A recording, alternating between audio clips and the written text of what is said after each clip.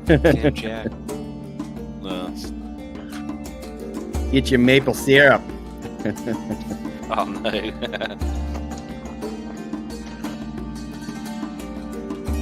Yeah, I'm gonna put headphones on, but I'm good. How you like damn apples?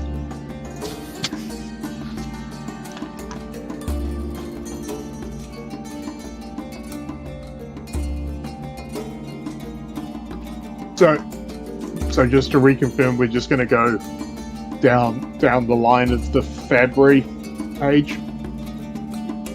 Yeah. Yep. Yeah, if it comes up naturally, yeah.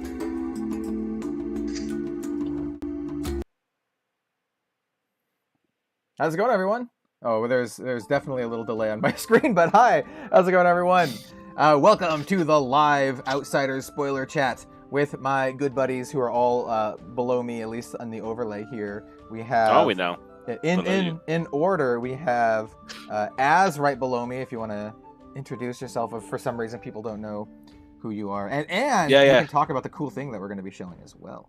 Yeah, definitely. So just throwing this out there now, there will be a teaser for the Quiver card, which I'm going to be spoiling tomorrow at 9:30 GMT. So stay tuned for that. It's a nice little video, which I was working on recently. So yeah, definitely stay tuned. It's going to be shown in this stream.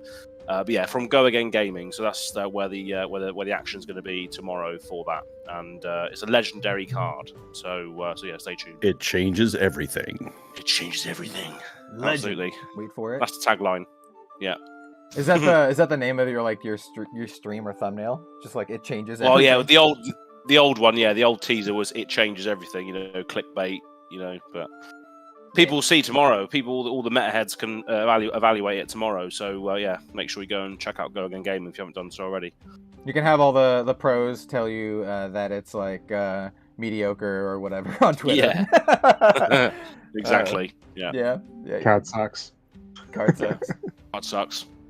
Well, I think that's not as bad as like someone saying that it's like, it's just fine, whatever. Like if someone says it sucks, at least it has like a strong reaction. If it's just like pure opinion, yeah. If it's just like, then it's like, oh.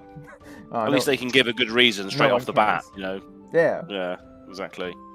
So yeah, we're starting a little early. The stream was supposed to go live in about 3 minutes, but we're just sitting here in the Discord call, and we were like, "Hey, let's just go live and start talking about this stuff," because there's a lot of cards, and I am so excited for this stuff, and I would love to hear the opinions of my friends here. Before we get started, I do want to give a huge shout out to Fabry, which is where I'm pulling all these cards from. Fabry has done an amazing job. This spoiler season and the last spoiler season, they've honestly become like my favorite Flesh and Blood fan site. Between the deck building structure, their support of content creators, and being able to like put your videos into your deck lists, and then all this stuff. So huge shout out to Fabry. They're awesome. Just the whole spoiler season is just great, isn't it? You can go on there and your creators can sort of edit when their spoilers come out and dictate to the rest of the world when they can expect the spoilers to drop and all this sort of thing. So yeah, as you said, the support of the content creators on their site is brilliant, and that you can start seeing like little videos from certain creators pop up on their homepage as well. So maybe they're starting to do that and showcase smaller channels and stuff. That's what I've noticed recently as well. Yeah, well, nice. One thing I did notice in the deck lists that you can actually, if you've done like a deck tech or something, you can attach the URL to the deck list, so people, if they come across your deck list, they can click onto your content about the deck, which is a really cool feature. Yeah, that's exactly what I was saying. Yeah, like nice. So all of my all the videos that I do for deck techs, I always have a Fabry list and the link in it as well. But do we wanna start talking about some spoilers here? No, that's it. End the stream. Well, nah, it doesn't really feel like the right time to talk about spoilers. All right, just to shout out to the Table Pit real quick. They're in the chat. They just did their spoiler. Speaking of supporting creators. Yeah, absolutely, yeah. We don't have an image for it yet, but we were talking about it in chat. So the Table Pit, everyone should go watch the Table Pit's gameplay video where they spoiled a card called Sneak Attack. Spoilers, I think Sneak Attack is better in Uzuri than the one that Mansant spoiled, for multiple reasons. So you should go watch their video on that. I don't know if it actually will make the cut because it's just raw damage, and I think you really want to just push these nasty on-hit effects, and I think there are enough nasty on-hit effects to go in there, especially with some of the other cards we're going to be talking about today. It could just be like, I mean, Uzuri can just be like gross 6 attack on hit .deck, you know, because there's like so many now. Yeah. So, speaking of Uzuri, what do you guys think of Uzuri? Obviously, I made my opinions quite clear in my video. I think she's my favorite hero of all time. Possibly one of my favorite cards of all time. But I'd like to hear your guys' take on Uzuri Switchblade. Can I, before we start, just shout out to Kel, was a great video. Shout out to Robin, who's always does great work on your videos. As a non-fab,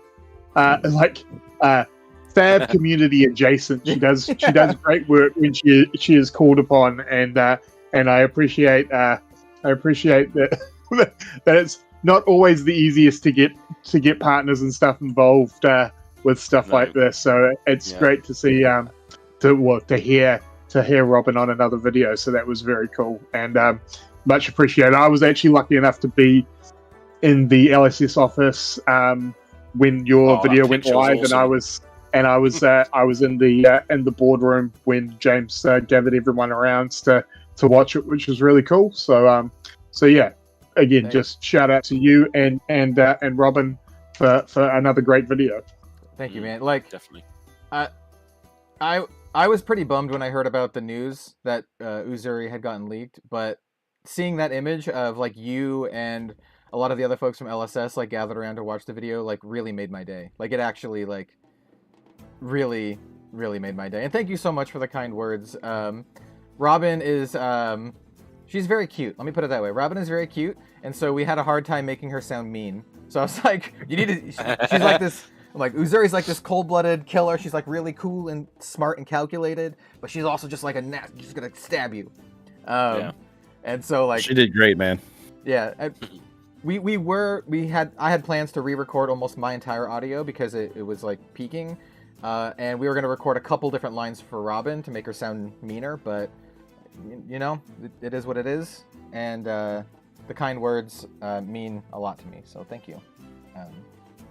But enough sappy stuff. What do you guys think of Uzuri? I had to read it multiple times. All at once. Really the first thing that I thought when I saw Uzuri's power is that you've got to be really, if you're not drafting Uzuri in a draft, you have to be very much also taking notice of the red assassin cards that are getting passed around, because you're going to need to know what could come at you, which makes it very interesting because it means that you have to not only worry about what you're drafting, but you also kind of want to in your head keep track of what possible Uzuri players are drafting as well, which makes it very interesting. I don't mean to cut you guys off. Someone said a good question, or asked a good question in here, and I think we kind of skipped over stuff, and we might have just assumed that everyone knows who you guys are. So someone says, who are the other content creators here? Only Az and not familiar with the others. So whoops. Below Az is Jim. If you'd like to introduce yourself, Jim. It's Bill's brother. Not Bill's brother. Notedly not Bill's brother. Yeah. Yeah, that's gonna have to be qualified every time I'm on your channel. That's it. I run FAB TCG cards, so I don't really full-time content create, but I run the shop, and I am with Az on the Azalea Cult. You can find me there. On my YouTube channel, I just do box breaks every now and then, and that's about it. But anyway, that's me. Yeah, nice. He's like half of the Azalea Cult. Don't sell yourself short. Very man. much so, yeah. When he's like, "Oh, no, I don't create content," I was like, "Hold on a minute, Jim." I can't do this without you. Getting my acting debut. That's what's coming. Didn't want to. Oh no, exactly. Yeah, so going back on that, obviously, Kel said, "Oh, this is Az," and I went into a big long spiel, which is probably why we derailed the conversation from who we were. But yeah, Jim does actually appear in the spoiler video tomorrow, as well as the teaser, which you may have seen already. We have it. Yeah. Yeah, we're also going to be showing another teaser too, but I don't think Jim is in that teaser. No, that's a few other creators that are part of the first episode of the Ultimate Pit Fight series, which is starting soon on the channel as well. So yeah, they'll be on that. But yeah, so we obviously got Jim there, which is great, and then we got Ian as well, somewhere on the screen. Where is he? He's on the very bottom. He's on the very bottom. Yeah. Nice. Ian from Right Time Gaming, also formerly from Radio Reflex back in the day. I'm an OG boomer.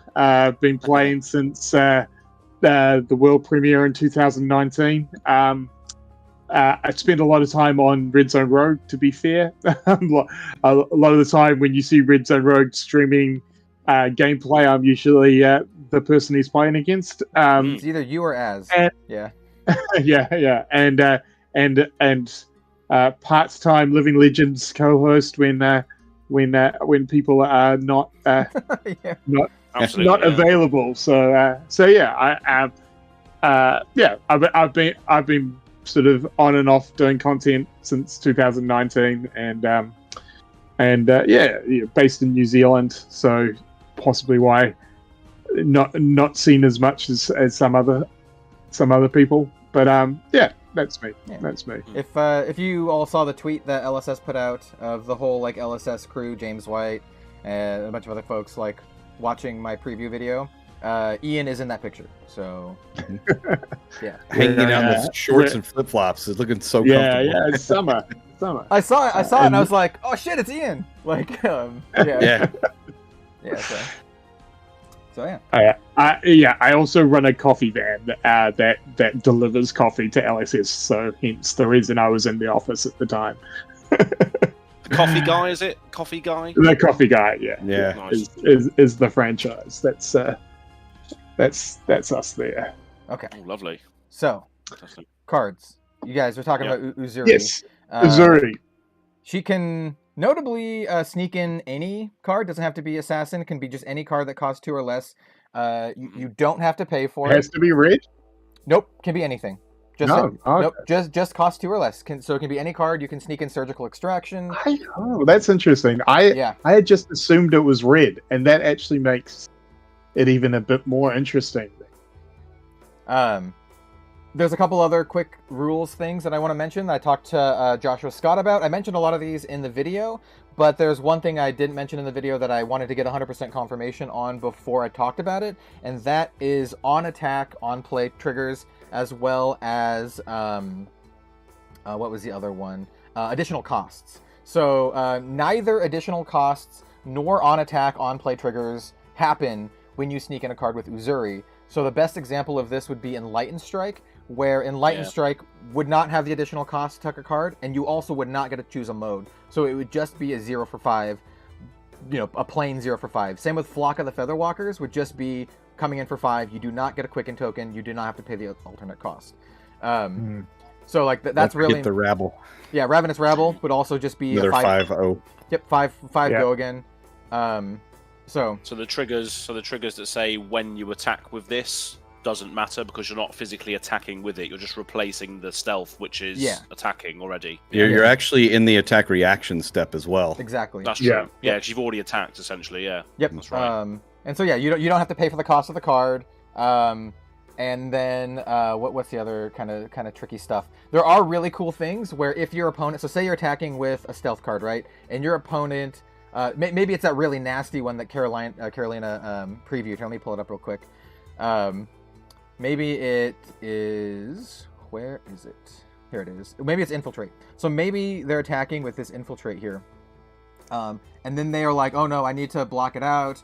For whatever reason, if they Oasis Respite this, you can then use Uzuri's ability to tuck this card, and then the Oasis Respite, since it's targeting the Infiltrate, will no longer be like preventing any damage because it's specifically targeting the Infiltrate, which is hilarious. So Yeah, so that card ceases to exist in that moment. So that Oasis Respite or that targeted thing just fizzles essentially. Yeah. The same That's is cool, isn't it? Yeah, the same is true for your own reactions. So you have to be careful. Like, so whenever if you want to do like a razor reflex or something, you make sure you do it on the right card. Because if you tuck it, then it's no longer targeting anything. But like I said in my video, Shred, since it targets your opponent's card, would still be in effect. So there's a lot of really interesting stuff going on here. And also, probably one of the biggest ones, the first cards people thought of, is obviously Command and Conquer. Yeah. And now I believe how it works with Command and Conquer is that you play the Uzuri ability. They still have a priority window to play defense reactions before the card gets switched. Which makes it a very interesting bluff game of people like, do I drop my defense reactions because I think this is the time that it's going to be Command and Conquer, because if they get on the chain before Command and Conquer is revealed, they still work, if I'm correct in assuming that. So how it works with Uzuri is the banish a card from your hand face down is part of the cost. So you react, banish a card face down, and then your opponent has a chance to respond. And in that window where they have a chance to respond, they can play defense reactions before the card is turned face up and put onto the chain. So that's the window where they could respond with defense reactions if they think it's Command and Conquer. But like that's where all of the awesome mind games come into play, right? Where you can be like, make them overblock something or waste a bunch of cards on something that's maybe not as threatening.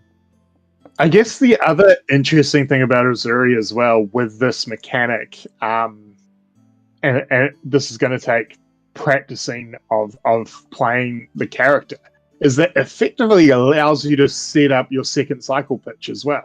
Yeah. That if you use her ability, you're basically stacking up your end game or your second cycle to be the exact run of cards that you want to be in that second cycle, which is going to be a very interesting physical practice to get in with the character. I've been thinking about this a lot, and I think like pitching cards like Surgical Extraction early for for pitch, right? And then on your second cycle you'll have a bunch of stealth cards and then blue cards like Surgical Extraction with still really, really nasty on-hit effects. So I think it's like you can set up your second cycle to be very strong, whereas a lot of other folks' deck's second cycle might just be like crappy blue cards. You're going to have good blue cards like Surgical, maybe like Pursuit of Knowledge, right? Even like Death Touch Blue. Death Touch is now a cycle, right? So even like Death Touch Blue is pretty good later on as well. Yep, Death Touch Blue will come in for 4. So plus the disease as well. Yep, plus the disease. Oh, dude. Okay, there's so much we have to talk about. Like the disease, that attack reaction. Oh my god, dude. Have you guys seen it? Not yet. I think this could be a very long spreading plague one, or yes, that one. Yeah, I think this could be a very long stream if we don't crack on to the next one. I think we've done our basic thoughts on Uzuri that we can talk about as I was going to just throw out there real quick. I thought like they did such good service to the stealth like keyword mechanic, like just the way that she plays and the so many unknowns just really is on theme. Yeah, and you know what? That's a good segue because I think Uzuri is super flavorful and like she embodies stealth in my opinion, right? Because it's like sneaky, you don't know what's coming. But then like we have Arachne here, which is like I don't think Arachne's bad or anything, but like it doesn't quite have the same flavor as Uzuri. I still like Arachne's Solitary Confinement, by the way, and I have it up on screen for everyone here, but it just says that it's just a little more straightforward. Yeah, it's just your first attack with stealth each turn gets go again. And it's very, very reminiscent of Ira, right? It's just a very simple, easy to understand ability, probably made specifically for draft and sealed, but it's probably better than probably once you put it into practice, you're like, actually, this is a really great ability. Whereas it seems very, very unexciting is probably the right word. Like, it seems like, oh yeah, I totally understand that. But it could actually be very, very just more of an very engine, cool to isn't build it? around. It's more of an engine on a hero. Yeah, I mean, they gave Arachne -1 health. Like, Arachne only has 19 health, and that's probably for a reason. It's like probably actually like pretty good.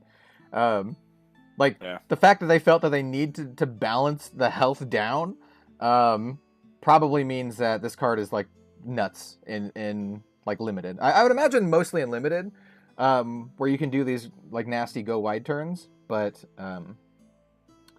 yeah, I'm looking up. You guys can chat a little bit. I'm looking up. Someone asked a question about Stony Wootenhog, and I think Stony Wootenhog would still be in effect with Uzuri. But let me look it up exactly with the exact wording on it. Now you got me. Also, I'm just looking at the Arachne. How brutal is that extended art?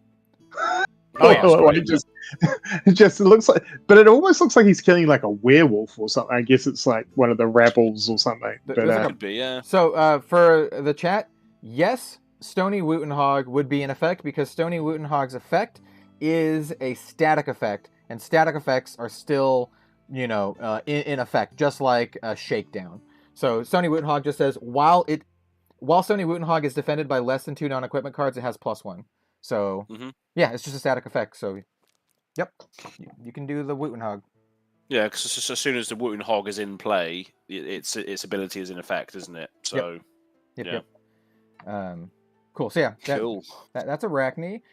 We have these cards, which I actually haven't thought a lot about. We have Nerve Scalpel is the next one, and so if you guys didn't see, there's a ton of daggers. There's a whole dagger and throwing dagger sub theme in this set, which is kind of, I don't know if it's jank, but I love it. I'll just say that. It's on theme. I mean, assassin. Cool. Yeah, all of the daggers. I'm just gonna say this right now. All of the daggers have 3 things that are all the same. They all cost 2 to attack.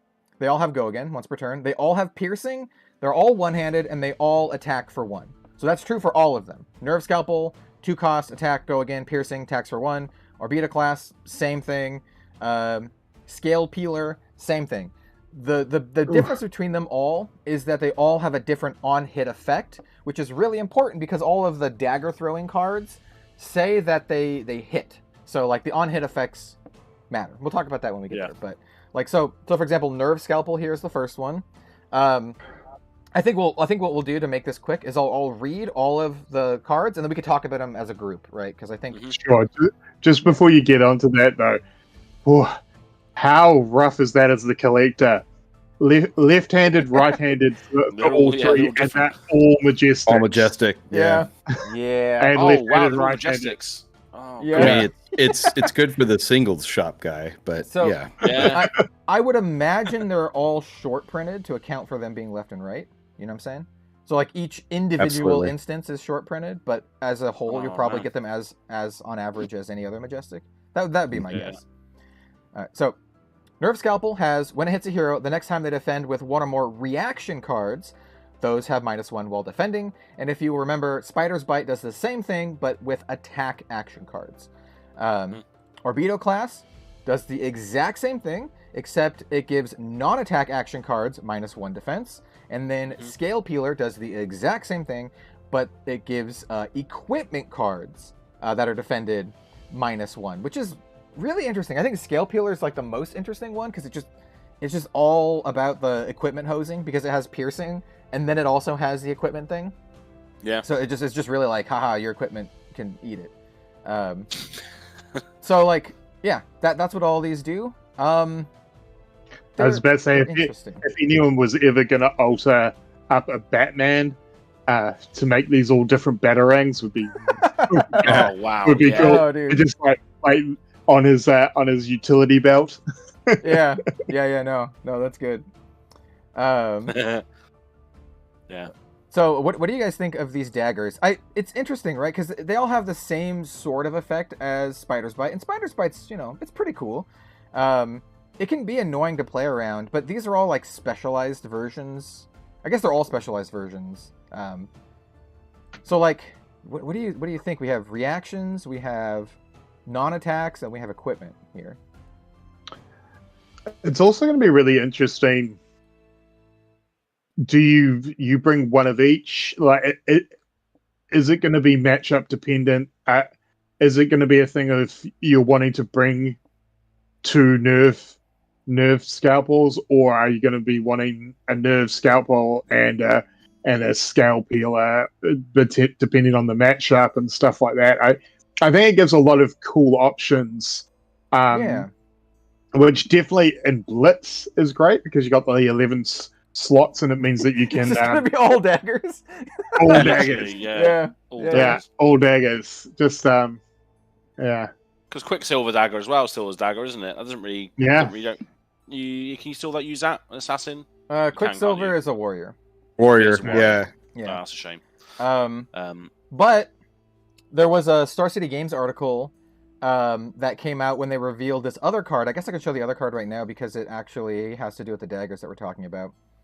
Let me find it right here. So Flick Knives, right? So here's this card, Flick Knives. And when Star City Games wrote the article and showed off Flick Knives, they said that there is going to be a card in Outsiders that lets you search your sideboard for a dagger and then equip it. So like what Ian is saying is like legit. Like you could just end up like have your deck with a crap load of daggers, and then just equip the daggers as you destroy them. Pocket full of daggers. Yeah, exactly. Because like Flick Knives, as you can see here, everyone, has Blade Break, blocks for 1, but it has a once per turn attack reaction of target dagger you control that isn't on the active chain link deals 1 damage to target hero. If damage is dealt this way, the dagger has hit, so it does trigger the on-hit effects, and then you destroy the dagger. You don't destroy Flick Knives. You can keep doing this with Flick Knives. But it does destroy the dagger. All right. So like, whatever card that lets you get more daggers is probably going to be really interesting. And I'd like to go back to where I said I don't know if this is good or if it's jank, but I kind of love it. Yeah. No, it's pretty good. It's like it's punching through whatever defense you need to punch through for the matchup, right? So it's having that if you can access all of your daggers from a sideboard situation. If there is a card that does that, it's quite good. I guess there's a question for Josh Scott here as well. Is that it's never been an issue before, but how many of the same dagger can you have in your sideboard?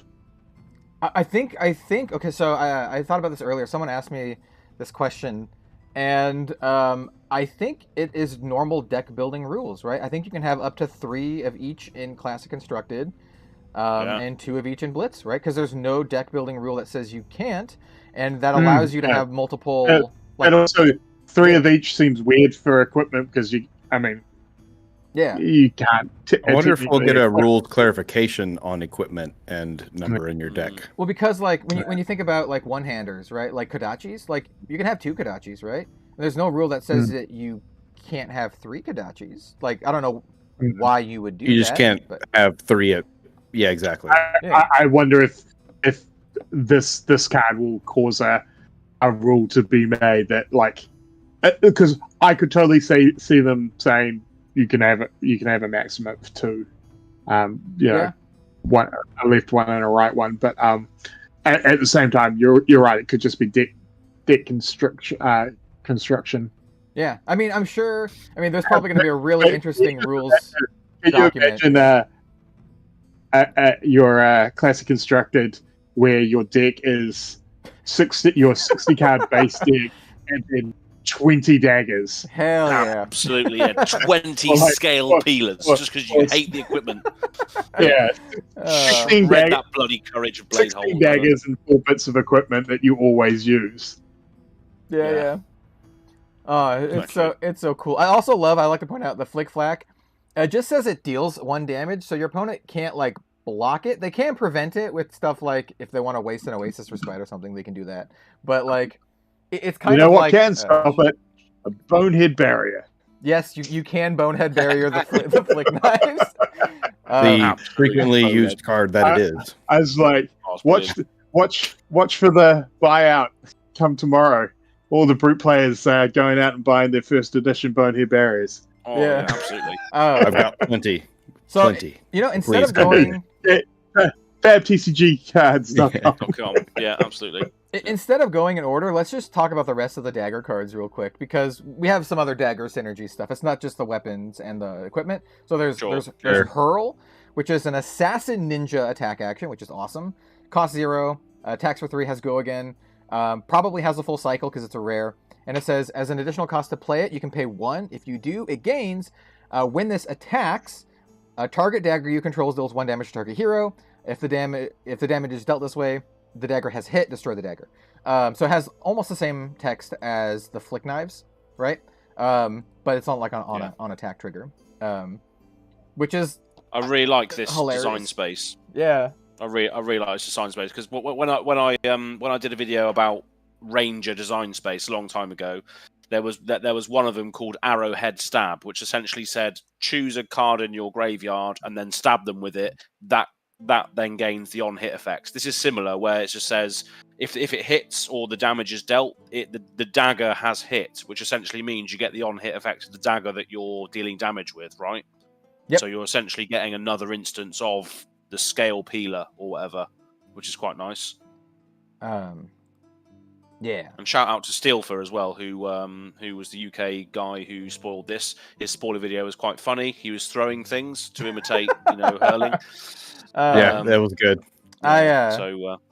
Fabrary's in chat, and they just said that they uploaded the table pick card, so I refreshed the page so we can show the table pick card too.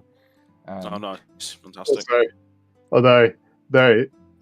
Quick note to Alex, missed opportunity to not give hurl to an Irish person. Okay. Yeah. So let's quickly go over the rest of the dagger support, because we have a lot of cards to go through. There's Blade Cuff, which is a card that I animated in my video. It's basically like a hidden blade from Assassin's Creed. Also, how cool is that going to look in cold foil? I mean, it's probably going to look awesome. Yeah. For 2 resources, destroy it. Your daggers gain +1 this turn. Go again, and also has Blade Break. It's common, which is going to be pretty cool actually. Probably for I wonder if you can do like a commoner. Come up a lot in limited deck. Yeah, limited. This will be great. Like really. Also, it is an assassin ninja equipment, which is good to point out. Yeah, because it could pump your Kodachis, which is what. Technically, your Zephyr Needle as well. You could pump the Zephyr Needle too. Yeah. Oh, is that a dagger? Is it? Yeah. Yeah, it is. Oh, nice. We also have. I'll show off the payoff last. We also have Bleed Out, which is kind of a payoff. So Bleed Out is a 2 for 4 with Go Again, and it says it costs X resources less to play, where X is the total damage you've dealt with daggers on the combat chain. So it could be a 0 for 4 if you've dealt multiple sources of daggers. It is a ninja assassin card. So like, this could be just a 0 for 4 Go Again in like ninja, right? Like you Kodachi come for 4 with Go Again. So this is actually probably like pretty good in some decks, right? Like this feels like pretty good.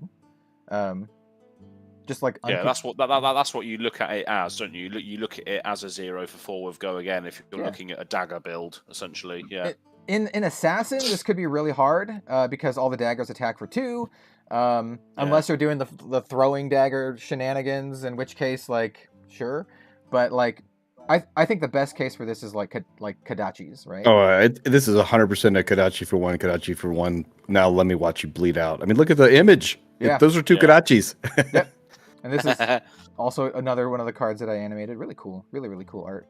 And then this is what you look like after you take like Kodachi for 1 twice. This is what you look like. Just like slumped on the floor, bleeded out. This is what it looks like when you're at 1 and they're Kodachiing you. Like literally, that's right. Then we also not have, even at 1. When you're at 3, 3 is that. Oh, Kodachi range. Yeah. Go away now. Oh yeah. So here is Short and Sharp. This is a weird one. We were talking about this. It's kind of like a Razor Reflex, but sort of worse. I don't know. It's a weird one. So it's a Ninja Assassin attack reaction, cost 1. Choose 1. Target dagger gains +3. Or target attack action card with 2 or less base attack gains +3. So it's not quite the same as Razor Reflex, as Razor Reflex cares about card cost and not attack value. But Razor Reflex also gives the card go again if it hits, and it also affects swords. And this is very narrow, only daggers, and only attack actions with 2 or less base attack. I don't know about this one. I feel like this one's very corner case until we get a really, really good 2 or less, base attack thing. I feel this is very sealed. Yeah, draft, limited. Exactly. Limited. Again, love to see it in sealed a draft. Not sure how much constructed play it'll see, because again, as you said, Razor Reflex does pretty much the same thing but better, and constructed. But in saying that, it's nice that they didn't just put a reprint of Razor Reflex in instead of doing something different. Chat just said this is true. Short and Sharp can target Rouse the Ancients. It can. Technically, I don't know if you would. Could. I don't know if you would, but that's true. It could definitely do that. Wow, Rouse the Ancients in Ninja. Oh god, that's really good. Wow. Yeah. Oh, Dishonor. That's an interesting one. It says Dishonor has 2 base power. That's true. Yes. That's true. As does Salt the Wound, I guess. And Salt the Wound. Yeah, that's true. But all those also cost 1 or less, though, right? Yeah. So you could still raise a reflex them. So yeah. Well, Rouse the Ancients doesn't, but yeah. The others do, yeah. But anyway, yeah. So that's Short and Sharp, and then like the big payoff here is, and I think this card's pretty cool in a couple reasons or a couple ways, is Stab Wound. So Stab Wound is an Assassin Ninja attack action, costs 0, attacks for 2, so this does get affected by the other card, blocks 3, and then when it hits a hero, they lose X life, where X is the number of times a dagger has hit this combat chain. And once we already talked about all of the dagger throwing stuff, if it deals damage, it counts as hitting. So this could potentially be like a big combo kind of finisher card. I'll reiterate, I don't know if this is just straight jank or if it's actually decent, but it looks cool. That's a point. I think the art is amazing.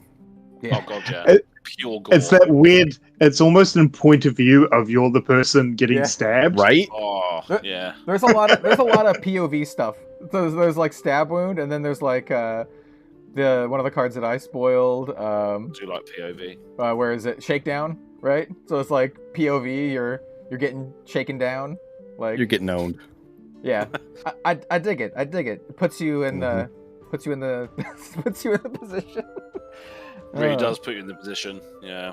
Yeah, but just giving you that perspective of the act in hand. Anyway, so with this as well, it says you said that a dagger has hit if it's dealt damage. Is that the case? So if you threw a dagger at someone and it dealt damage, does that still count as a hit? Yes. I think it says that on the card. Yes. Yeah. Yeah. So for the viewers out there, I'm going to pull up Flick Knives. So Flick Knives says, if damage is dealt this way, the dagger has hit. It literally says it on him. Yeah. The same wording is used for hurl as well. So this is your dagger throwing payoff, right? Like you want to throw the daggers and then you want to stab wound them. The fact that it only attacks for 2 means like it's pretty easy to block though. But who knows? Maybe you're the bravest person of all time and you're doing a Uzuri stealth dagger throwing build where you sneak this in or something. I don't know. Yeah. It's cool though because I like the effect of just losing life. Yeah. Because it's not damage that can be prevented through Oasis Respite or actually blocking. It's if it hits, they lose life. You know, it's a nice mechanic. I think just losing life outright. Yeah. Agreed. And there's a couple other cards like that as well. Do we want to just jump around to that's where I really like. Yeah, that's why I think something like Hornet Sting is going to be very interesting in Ranger builds with loss of life stuff from some of the poxes and stuff like that. Plus, then just hitting them with like a Hornet Sting, and they're all of a sudden like, oh shit. within Pox range. Yeah, just these little bits of extra damage really do matter. All you non-brutes can get the feeling of how great it is to kill someone with a reckless swing. Yeah, and if we're just gonna jump from card to card like that, we have Toxicity, which is I know some Ranger fans are pretty excited about this one. It's an Assassin Ranger action. It has go again, 0 cost. The next Assassin or Ranger attack action card you play this turn gains. When it hits a hero, they lose 5 life. Which for Assassin, I don't know how good this is. But for Azalea dominating something, this could be really nasty. Like, imagine, oh my gosh. 100%. Imagine double Toxicity, Azalea dominate. Like, you lose 10 life. Oh my god, dude. Like, if you get to a late game as well and you're dominating stuff, all their equipment's gone. You know, you've maybe got Dreadbore being played, so they can't play to D-reacts or anything. So you really got them backed into a corner. You know, whenever an arrow goes through, they're losing 5 life. Horrible. Well, you know the arrow that you send this with, right? Searing shot. I was going to say remorseless. Searing shot because then they take if it hits. Then they're taking 6 if it hits. You only have to do 1 damage with it for them to take an additional 6. That's insane. I think Az is right. I think Remorseless is the one because it has evasion, but like even more evasion. Yeah, Remorseless, like a dominated Remorseless into this is just dominated, Remorseless, Dreadbore, Toxicity. Just eat it. Life. Just absolutely. Just eat it. Double toxicity. Searing shot means if they're on 11, you can kill them from them being on 11. Yeah, true. By doing 1 damage. Yeah, pull out the lunging presses, people. Yeah.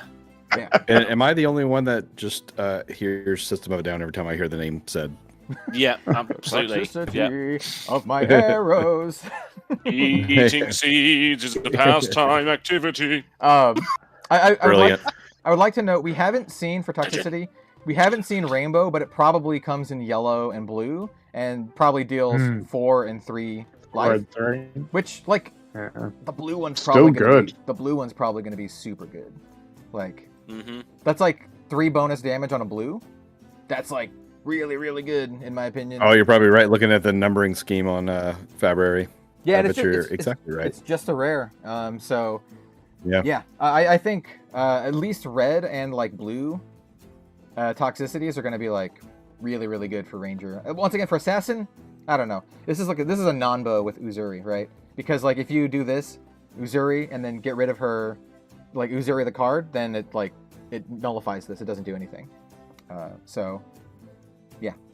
Yeah, I think it's gonna see a lot of play in the sort of, you know, the old Azalea decks or the more janky Azalea decks that want to try and dominate everything. Because if you get those on the hits through, suddenly you're dealing loads more damage out of nowhere. You know the other thing that this is really good for in Draft and Sealed is if you're playing Arachne and you play this on the first one and then you play one of the three attacks. Now they're going, I have to block this or I'm going to take 5 damage.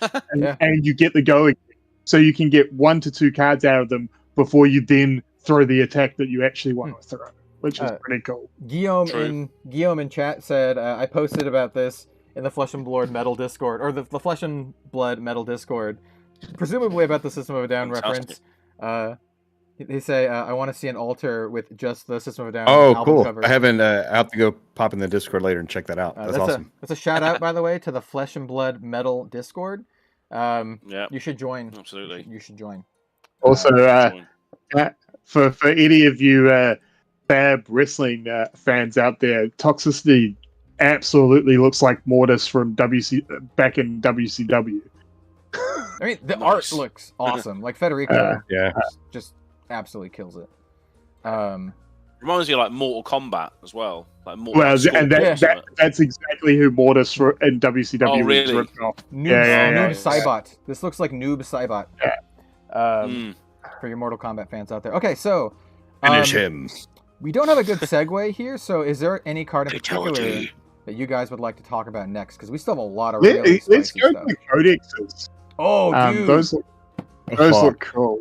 Hell yeah. Since we're doing I actually Ranger yeah. assassin cards.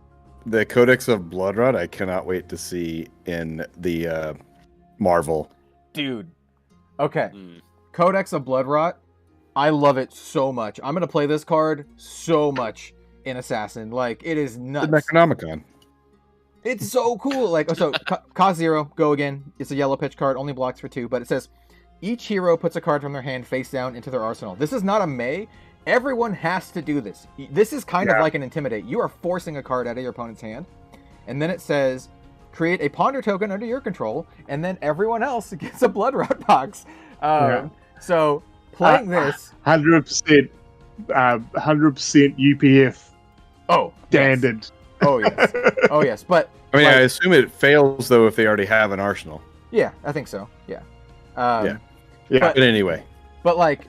So, what I was thinking... Baby. Is you can play Codex of Bloodrot. This is playing as Uzuri. Play Codex of Bloodrot, put a stealth card into your arsenal, right? And keep Command and Conquer in your hand. And then your opponent has to put a card in their arsenal. And then you play the stealth card from your arsenal and then react in Command and Conquer to blow up the card that they just put in. Like, that's awesome. Oh, it's so nice. It's so nice. You know, the funniest thing that I want to see someone do is play against Alexi.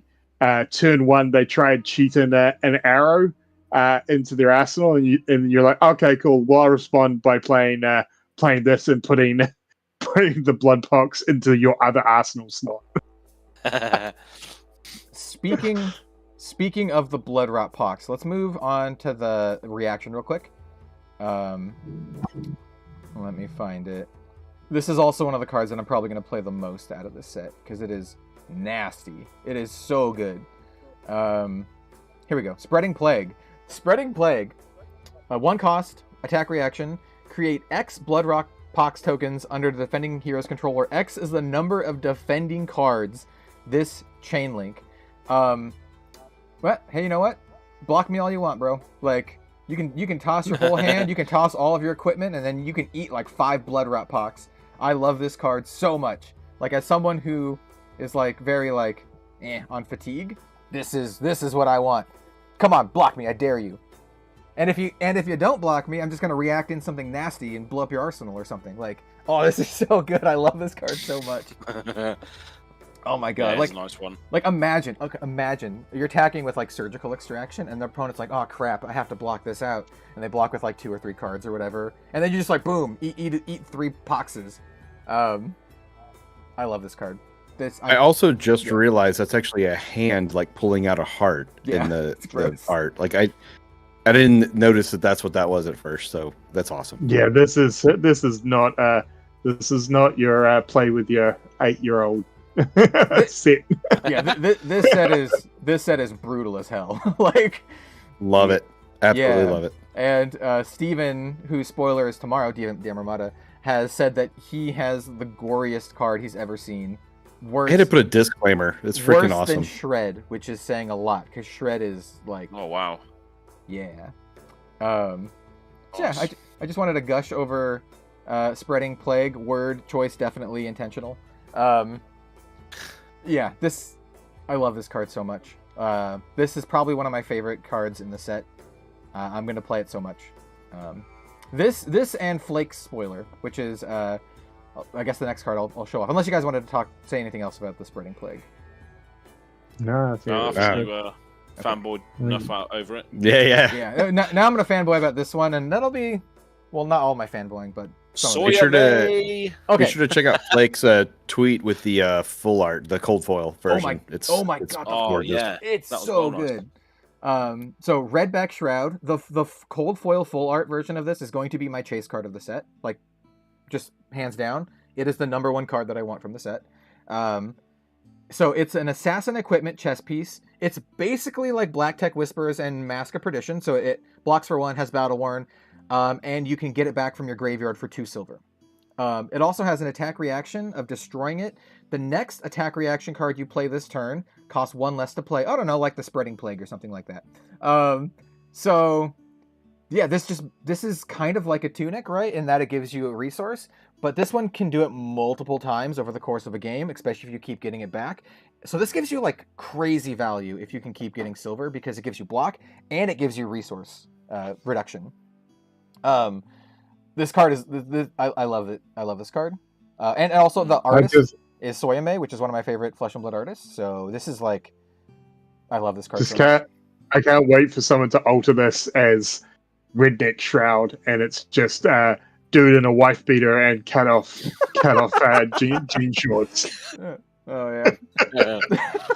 Redneck Shroud. Yep. Brilliant. Got a mullet as well. Yeah. It'll just be what's his face from Bubble Boy. You know what I'm saying? Like Kevin. What's his face from Bubble Boy? Yeah. What I like about these arts as well. If you look at there's a couple we haven't mentioned. Well, I think we've mentioned one of them. So Redback Shroud is one of them, and then Prowl is the other one, which is Prowl.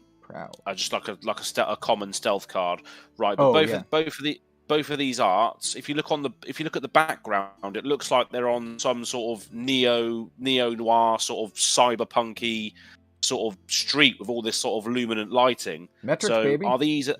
Are these assassins in metrics? Yeah, that's what I was going to say. Yeah, that's what I would guess. So the last time we saw this background aesthetic was Visiatronic visor, and also the harpoon from last Blade Runner too, right?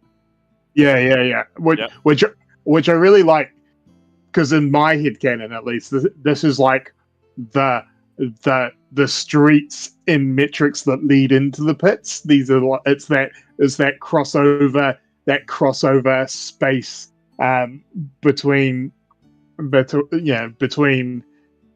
where metrics ends and the pits truly begin. And it's got a very it's sort of that vibe of the Demolition Man. The sort of underground city of Demolition Man. It's called the Maw for those FAB lore heads out there. The area that connects the pits and the metrics is called the Maw. Yeah. There's an entrance. Apparently, there's an entrance in Copper Town as well. Apparently, wherever that is in metrics, like probably the sort of down deprived area. I imagine there's like a gateway into the pits there as well. But yeah, this seems like on the streets of metrics because it's so vibrant and in your face sort of thing. So they're even prowling around up there, for their targets or whatever, which is quite nice. Love the art. Love the art in this card. It's also a very interesting. It's in a very interesting card, which is obviously made for like Arachne because it's like a stealth. The next attack with stealth, you play this combat chain gates +1. It's an attack, but it doesn't naturally have go again. So yeah. It's definitely with Arachne, and I mean, like technically, you could play Prowl, and then I think you could attack react in another stealth card with Uzuri, and it'll get the +1 because it. Wait, maybe not. I don't know if it counts as playing. It might not count as playing, so you might not actually get the buff with Uzuri. Probably not then. No. Yeah. Now that I think about it, it might not even count. So. Yeah, this is like pretty much an Arachne card. It's probably fine in limited, and then maybe in like your Arachne Blitz deck or something like that. I just wanted to point out the art because I thought that was quite interesting. But it looks sick. It's very cool. Like this in foil is gonna look real nice. Like yeah. Wait, I haven't seen this card. Scrolling through. Malign. Oh, it's a 0 for 3 stealth. Damage that would be dealt by Malign can't be prevented. All right, there's all the stealth cards are like 0 for 3 with like some sort of effect, right? I think I did call that as well on one of the Living Legends podcasts. I said, I think all the things are going to be 3. Most are going to be 3. But this is interesting because this also Dr. Mortimer, who is referenced in the thing, wasn't he the dude on back alley breakline? I think so. Interesting. Yeah. I think Dead Summer Art alluded to there being more Dr. Mortimer stuff from his spoiler. Cool. That's cool. By the way, here is the art and card from. Oh my god, this art is hilarious. from the Table Pit spoiler, Sneak Attack, which is a 2-cost assassin attack, attacks for 3, and if you've played or activated an attack reaction, this chain link, it gets +4. So this is what you want to play over the Majestic here that Mansant spoiled, Gore Belching. In Uzuri, you probably don't play Gore Belching. You probably play this instead. For multiple reasons. Let me pull back up Sneak Attack. So 1, Gore Belching costs 0, so you can't pummel it. And you're probably going to be running pummels in Uzuri because you want to pummel Command and Conquer and Shakedown and Surgical Extraction and Erase Face, yada yada yada. And then also this one also blocks, whereas Gore Belching does not block. So this one still attacks for 7, but also blocks, and you can pummel it. So this is what you probably want to run in Uzuri. You'll probably find a different place for Gore Belching, which, by the way, is has an amazing name. Probably one of the coolest names. Gore Belching. Gore Belching. Yeah. I was thinking about Gore Belching earlier, actually, because one of your previous spoiler cards, Kel, was Mutated Mass, right? Yeah. So if you were to reveal Mutated Mass to this card, does Mutated Mass, because it has a star as its power? Yeah, I think it would be considered 0 in other zones. So like in the deck, right? So I think when you reveal it, it would count as 0. Yeah. Yeah, that's what I was thinking. Yeah, because I think maybe like the Shadow and Light set, which obviously is coming out, in July. Maybe it messes around with more sort of star costs and cards that don't block, and all that sort of thing. Oh, maybe Mutated Mass will be playable finally. Yeah, boy. Oh my god! I know some random Levia players play it, but let's be real here. Like, not. Well, again, I guess Gore Belching is also really good with Rouse the Ancients as well, right? True. Yeah. All right, so I have to admit, I was just checking out Breezy's spoiler. He just did his spoiler. So, nice. Yeah, you want me to read it out? Yeah, where is it? I can maybe try to pull it up. I don't know I don't think it's on February just yet. Breezy does have his own channel now on YouTube, so definitely sub to Breezy if you haven't yet. I was the 5th sub on that channel. Nice. When I subbed, there was only 4 people. But so it's a generic attack action. It's called Cut Down to Size. Cost 2 red. When this hits a hero, if they have 4 or more cards in hand, they discard a card. It comes in for 6 damage and it blocks for 2. Ooh. So it's So it's a 6 attack that costs 2 that has a nasty on hit effect. Seeing a theme here. There is another 6 attack with a nasty on hit effect that we can talk about in just a second too, that I think was spoiled by Pitch Perfect podcast. That's a perfect Uzuri card because if they declared no blocks on your initial attack as a reaction, you do the shenanigans and boom, you got them. Yeah, I think they just have. Oh yeah, it's another tricky card. It's another card that forces a discard. So we have Shakedown, we have Surgical, and then now this, plus all the pummels. Like, it's so nasty. It's all so nasty. Oh. And this is another reason why I love that stupid reaction. Pull it up again. Where is it? The Spreading Plague, because like. They're like, oh crap, I have to block it out, and then like, you're like, haha, eat it. Here's 3 blood rat pox. Like, it's so good. Yeah, it's so good. So even if they're trying to block everything you're doing, you're punishing them for doing so. Yeah. Oh, I love it. That's brilliant. All kinds of angles. I don't know who designed these cards, but you're my best friend now. These are so good. I love them so much. I think Mr. Gottlieb said it was his favorite hero, so maybe it is my favorite hero too. I haven't played her obviously yet, but just like, it's everything that I want. So we do have another on hit effect. I do believe, like I said, this was spoiled by the Pitch Perfect podcast. This is also another 2-cost 6 attack card. This is Amnesia. I don't know if you guys saw Amnesia yet. This is a fun spoiler video with Flake in there doing some Amnesia action. It also blocks for 3, so this is like what you want to see. 2 cost, 6 attack, 3 block. When it hits a hero, cards and tokens they own lose and can't gain names until the start of your next turn. So I want to say this right now. This card has a really weird rules case, and Joshua Scott actually made like a graph of like what it affects and what it doesn't affect, right? So I think the key part here is he showed So like an anti-combo ninja combo type thing. Yeah, he showed a race face, and he like from a race face he drew a little line and he pointed to the bottom text box where it says generic attack action, and he's like, this is what a race face cares about. And then he had amnesia, and he had a little line drawing to the name text box where it says amnesia, and he's like, this is what amnesia cares about. So I retweeted it on Twitter, but maybe I can pull it up in this video. Let me go log into my Twitter real quick.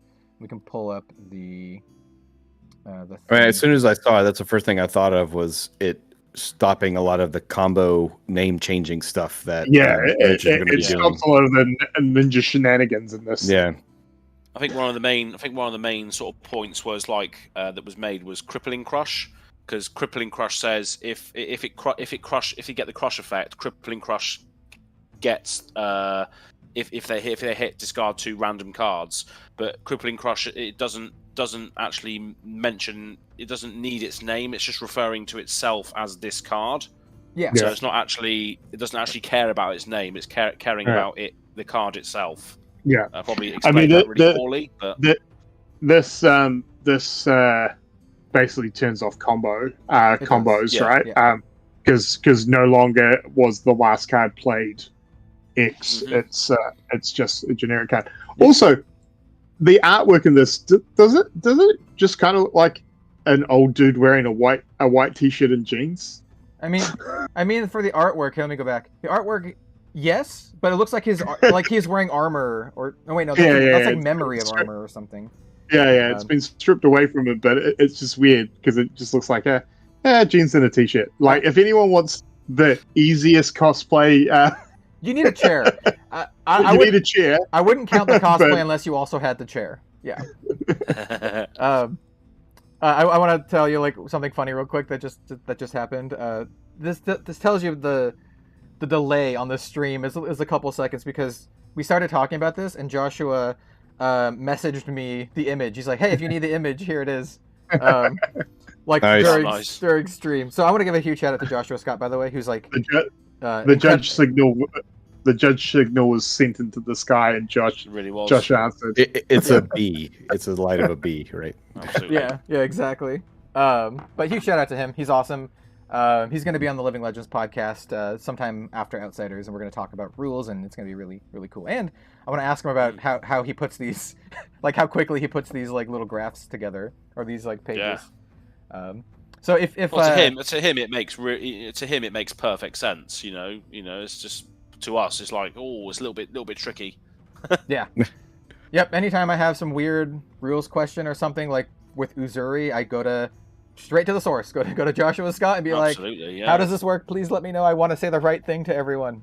And so he updated his flow chart too for like chain stuff or whatever. I guess it's been a little while, but it's a great reference for people that are having confusions on the different steps and stages and things. Yeah. And like I said, this is over on my Twitter. I did retweet this. So if you'd like this image and you plan on playing Amnesia, it's on my Twitter. You can go copy it. It's an interesting card. Also, you know what? You know why it's better than a race face? Because 3D. Oh, 3 defense. Yeah. Straight through it. Yeah. I'm putting it in a brute deck because it's got the Magic 6 and the Magic 3. Yeah. I mean, like, I was thinking about what cards to like put into Uzuri, and I was like, Erase Face is nice, but it only blocks for 2. But this one blocks for 3, which is not bad. Yeah. Nice. Let's see, what other cards do we have to talk about? There's a bunch of other like smaller ones. Like we have some arrows. Like, do we want to pull up? If we're doing generics, we haven't talked about Rick Havoc either. Baby's first Command and Conquer. Let me find that. Oh yeah. Yeah. Okay, yeah. So here's Wreck Havoc. I think Ian is most excited about this one. If you wanna talk about it, Ian. Yeah, like I Go really for it. like it. I really like it. I'm a bit gutted that this isn't a character that we're getting this set. The sort of tank girl-esque character. I am looking forward to the day that we see them wherever they may be. But yeah, I think this is really cool. It's a rare, so it's a 6/2 in red for 2. Yeah. It's basically CNC light, but it's a rare, so it means that newer players, if you don't have a CNC, this is literally a replacement for it until you get the CNC. It's not quite as good because it doesn't have the 3 defense, and it's a little bit more situational where it says when this hits the hero, you may turn a card in their arsenal face up, then destroy it if it's a defense reaction.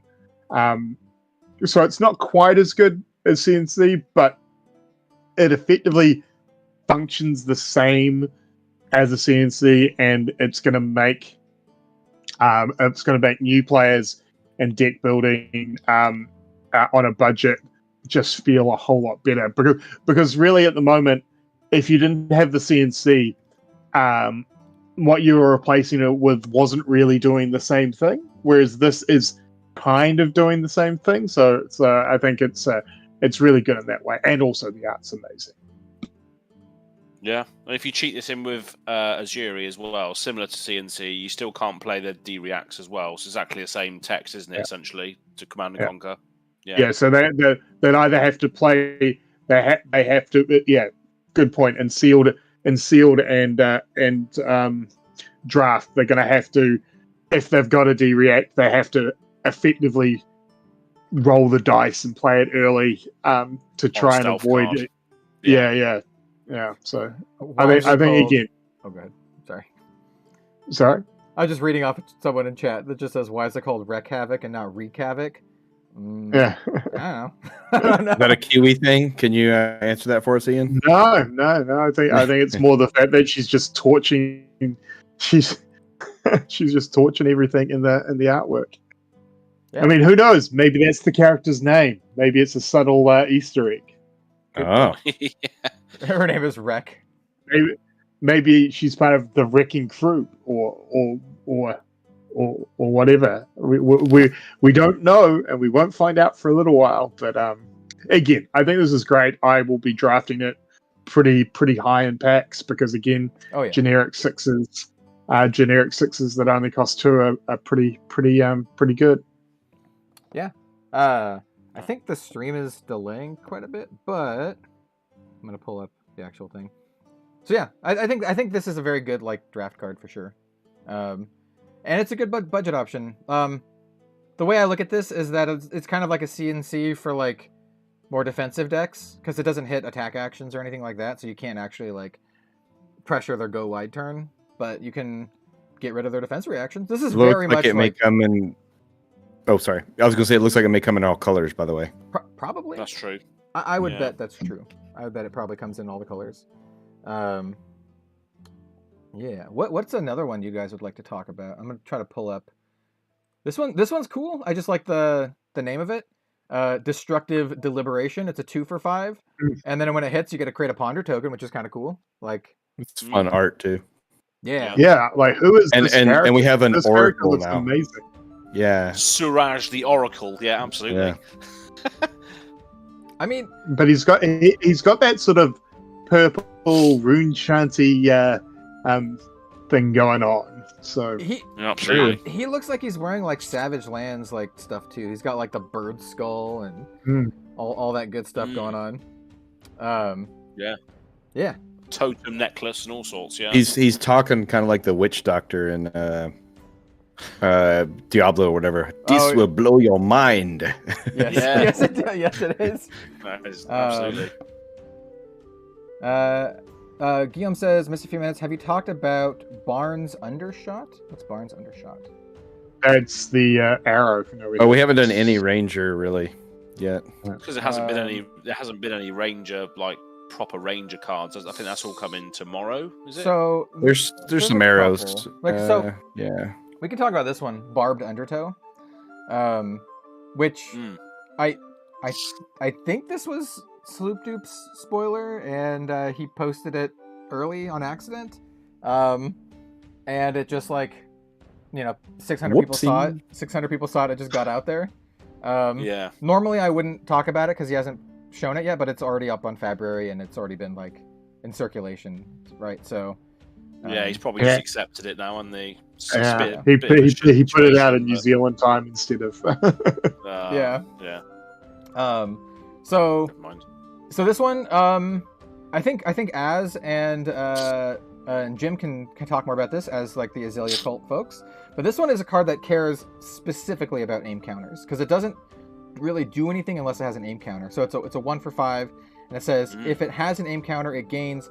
When it hits a hero, choose red, yellow, or blue until the start of your next turn. They can't pitch cards of the chosen color. What do you guys think about this? Really good, I think. Devastating. Yeah. Situational, but good, and it joins other cards from Uprising that had are reliant on aim counters rather. Yeah. Here's the question: if there's more things like this where you pick red, yellow, or blue, do you start running pick a card in your ranger decks? Absolutely, yeah. Any information is good information. Shakedown does the same thing. You pick red, yellow, or blue, and then they have to banish. Yeah. That's what I'm saying. Is it actually makes pick a card be somewhat less of a meme and actually a useful information gatherer. And yeah. Pick a card also makes silver, so for your assassins you can get your boots or your new chess piece back, which I think both in Uzuri you're definitely running the boots and this chest, by the way. Finally, we're getting the payoff for those Everfest cards that James swore we were going to get back in the day. Yeah. Yes. Yeah. So yeah, I think it's pretty cool. Another brutal looking card as well, just art wise. Love it. It looks cool. Yeah, this art looks awesome. Yeah. This card really looks Rangers look like badass, in my opinion. It looks like they just kind of busted in through the window and they're just kind of. it synergizes with Deadeye too, by the way, from Dynasty. Oh god, yeah. Yeah. Yeah. Interesting. Yeah. We do have another arrow that was spoiled. We have Sedation Shot. This one's kind of interesting too. It's another 1 for 5. If it has an aim counter, it gets +1, so it could be a 1 for 6 with an aim counter. And it says, separate from that, if it hits a hero, create an inertia token, which is kind of cool because you get the token no matter what on hit. It doesn't care about the aim counters. What do you guys think about this one? Yeah, it's pretty good. It's basically a little seek and destroy, isn't it? Inertia, the inertia effect is basically like a little seek and destroy. It also hints at the fact as well. This one gives you one of the tokens. So is there going to be the other arrows as well that give you the other tokens? Oh, for one for each of the new tokens. I would guess. I would guess there's a cycle for each of them because we saw. Yeah. We see this with some of these other cards. Like we saw the assassin cycle, right? Sedate being stealth, create inertia, wither, stealth, create frailty, and obviously my favorite one. Where is it? Infect, stealth, create blood rot pox. So I would I guess them. Yeah. I guess one of the cards that we haven't talked about that leads into this is the common equipment Toxic Tips, which is a assassin ranger arms, which action 1 destroy Toxic Tips. The next attack action card you play this turn gains when this hits a hero, create a frailty, inertia, or blood rot pox token under their control. So yeah, definitely ways to get those disease tokens into play. Yeah, another great limited card too. Yeah, this set would just be insane. Agreed. Limited. Yeah. Also, I kind of low key really like the art on this one. It's not flashy, but I don't know why, but it's really simple, and I just really like how clean it is. I don't know. It's hard to put into words, but the art on this is very clean and looks. I don't know. I dig it. Also, I can kind of smell how this room smells. If you've ever been in a greenhouse or something, it's probably really warm and has this musty plant smell. Oh yeah. Yeah, man. Toxic Tips after you've scratched your crotch and after a long summer's day. Oh, you got the swamp ass and you're gonna scratch it. Proper swamp ass. Oh man, brilliant. I mean, it has the stink lines coming off from it, man. It's Literally, yeah. I agree with Jim, It's though. enough to knock anybody out. I think this is a good. I think this is a good limited card. Also, notably, does not work well with Uzuri's special ability. It's what you would call a non-bow. Yeah, because it would lose that ability or whatever. Yeah. Yeah. You know, while we're here, let's show off. Let's show off Post Malone getting stabbed in the eyes by some fingernails. We have virulent touch. It's, Yeah.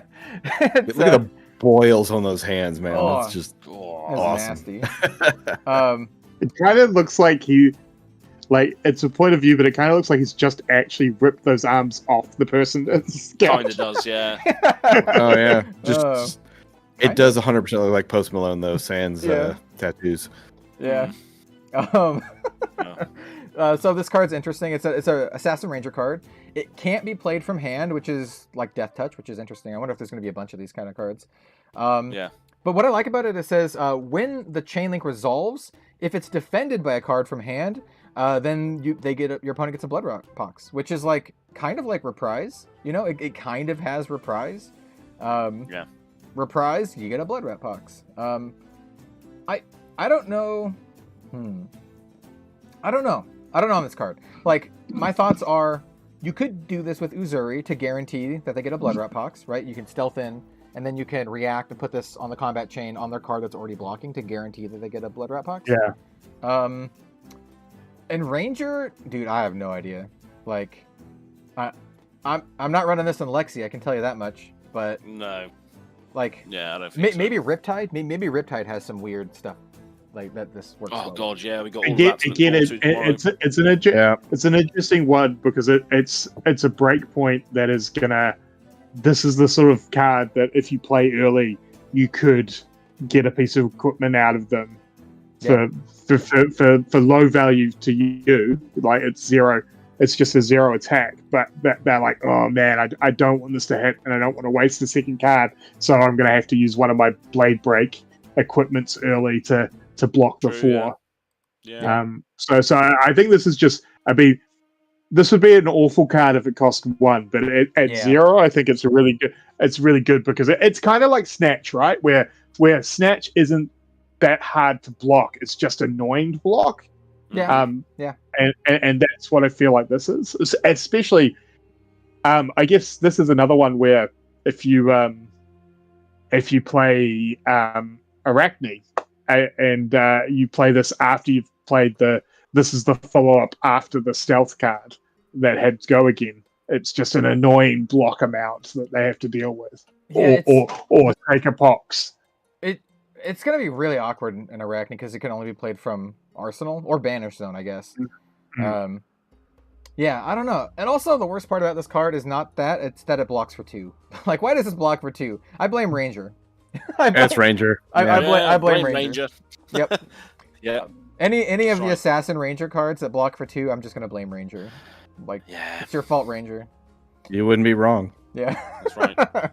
Hey, real quick, I don't think we pulled up looking for a scrap yet. Is that our back alley break line doctor dude? Dr. Mortimer. It's it might funny be. you mentioned that because Dead Summer Art just joined the chat. Like, literally. And Oh, okay. Kind of looks like him, yeah. And I know Speaking Kale of was like Mortimer, there they are. hinting on some stuff. Yeah, looking for a scrap. So let me take a look at this one. It's a 1 for 4. As additional cost to play it, you can banish a card with 1 attack from your graveyard. If you do, it gains +1 and Go Again. So this is a 1 for 5 with Go Again. If you have a 1 attack in your bin, maybe This is great in Benji, right? like Ninja. This is great in Benji. Yeah, I can see this in Ninja. I can't see this in many other classes, to be honest. But remembering that Benji is one of the heroes that's draftable. This like slam this down here all day. Oh yeah, Yeah, that's an true. excellent point. Yeah. So I could see this being played in Ninja, and like Ian said, Benji in particular, for sure. Like, I don't know how many 1 like for 5 Go Again in Benji Draft and Limited is pretty good, isn't it? Yeah. Oh, hold on. Breaking news there. Dead Summer just said the dude on back alley breakline is not Dr. Mortimer. Ooh, Oh, really? I asked LSS and they told me that. Interesting. Okay, so Yeah. wait, what was that other card with that had a quote from Dr. Mortimer? It was Malign? which one is it? Malign, was it? Let me find it on the thing. I'm just gonna scroll through it slowly until I find Dr. Mortimer on it. I think it was Malign. It was like Which the class? dude. Which class is it? Oh yeah, Malign. It's assassin. Assassin. Common. Yeah, Okay. yeah, Cool. assassin. Common. Don't worry, you won't feel a thing, Dr. Mortimer. Oh, I wonder if that's And Dr. Arax. Mortimer. Yeah, that probably is. I think our character with the old-fashioned, mask, doctor mask or whatever, Yep. that's going to be a Plague different Doctor. character. All right. Oh, Plague Doctor mask. Thank you. Yeah. Interesting. Anorax Gizmo says new lore just dropped. Is it the same lore Yeah. from Wait, yesterday what? or new lore? Because there was lore yesterday about Solana. Yeah, there was like yeah, exactly. and Shiana. I read that last night when I was going to bed. It's gonna make me go look though. Hold on, we can do this. Wanna We have can a do this. We can do this live. Everyone will be able to see it too. Absolutely. FabTCG.com. And Tidings in the mind me, light I'm is, just gonna go. I'm just gonna go and have a wee quick. So don't mind me, folks. It's all good, man. A Wii, really? I think it's the same one. Tidings in the light. There is another one coming called the Spider's Trap, which I am very excited for. People should definitely go read Tidings in the Light, by the way, if you haven't. It's really interesting, and it's really interesting. First of all, I think I want to draw attention to this symbol right here, and I want to draw attention to L'apocalypta, which, if you don't know, is the doomsday death cult that is in the pits. And Not to be confused with the Azalea cult, but right, yeah. exactly. And this is something we talked about in the Living Legends podcast, that I suspected that the L'apocalypta would have a big part to play, because I think it's how they tie the pits to the overall narrative, because the L'apocalypta is like this death cult that basically starts calamities to prepare people for the end times, basically. They think that the old ones are coming back and they're going to destroy us, and that, or us, humanity, and that they want to prepare them by having these calamities, right? So they're like, oh, you've already gone through all this stuff, you're prepared for it. It's this weird backwards way of thinking, but it's kind of like what Chain was doing, right? Mm-hmm. So like, I also surmise that Chain might be a part of L'apocalypta. But Death Touch is quoting yes. L'Apocalypta. There's actually two cards. I was gonna chat about this in a video. There's another card that also quotes L'Apocalypta. It's Death Touch, and where is it? That's another Plague mask, but I don't think it's the same person. No, but that person's awesome looking. The person from Death Touch. Yeah, for sure. Is like rad as hell. This is where I go and look for the other card with L'Apocalypta. It might be one of the common assassin cards that we only saw the promo for, and then we didn't. Or then we saw like the actual wording. Let me see. What are we looking for? L'Apocalypta quotes, other than on Death Touch. Yeah, there was two, and I was gonna talk about them in a video.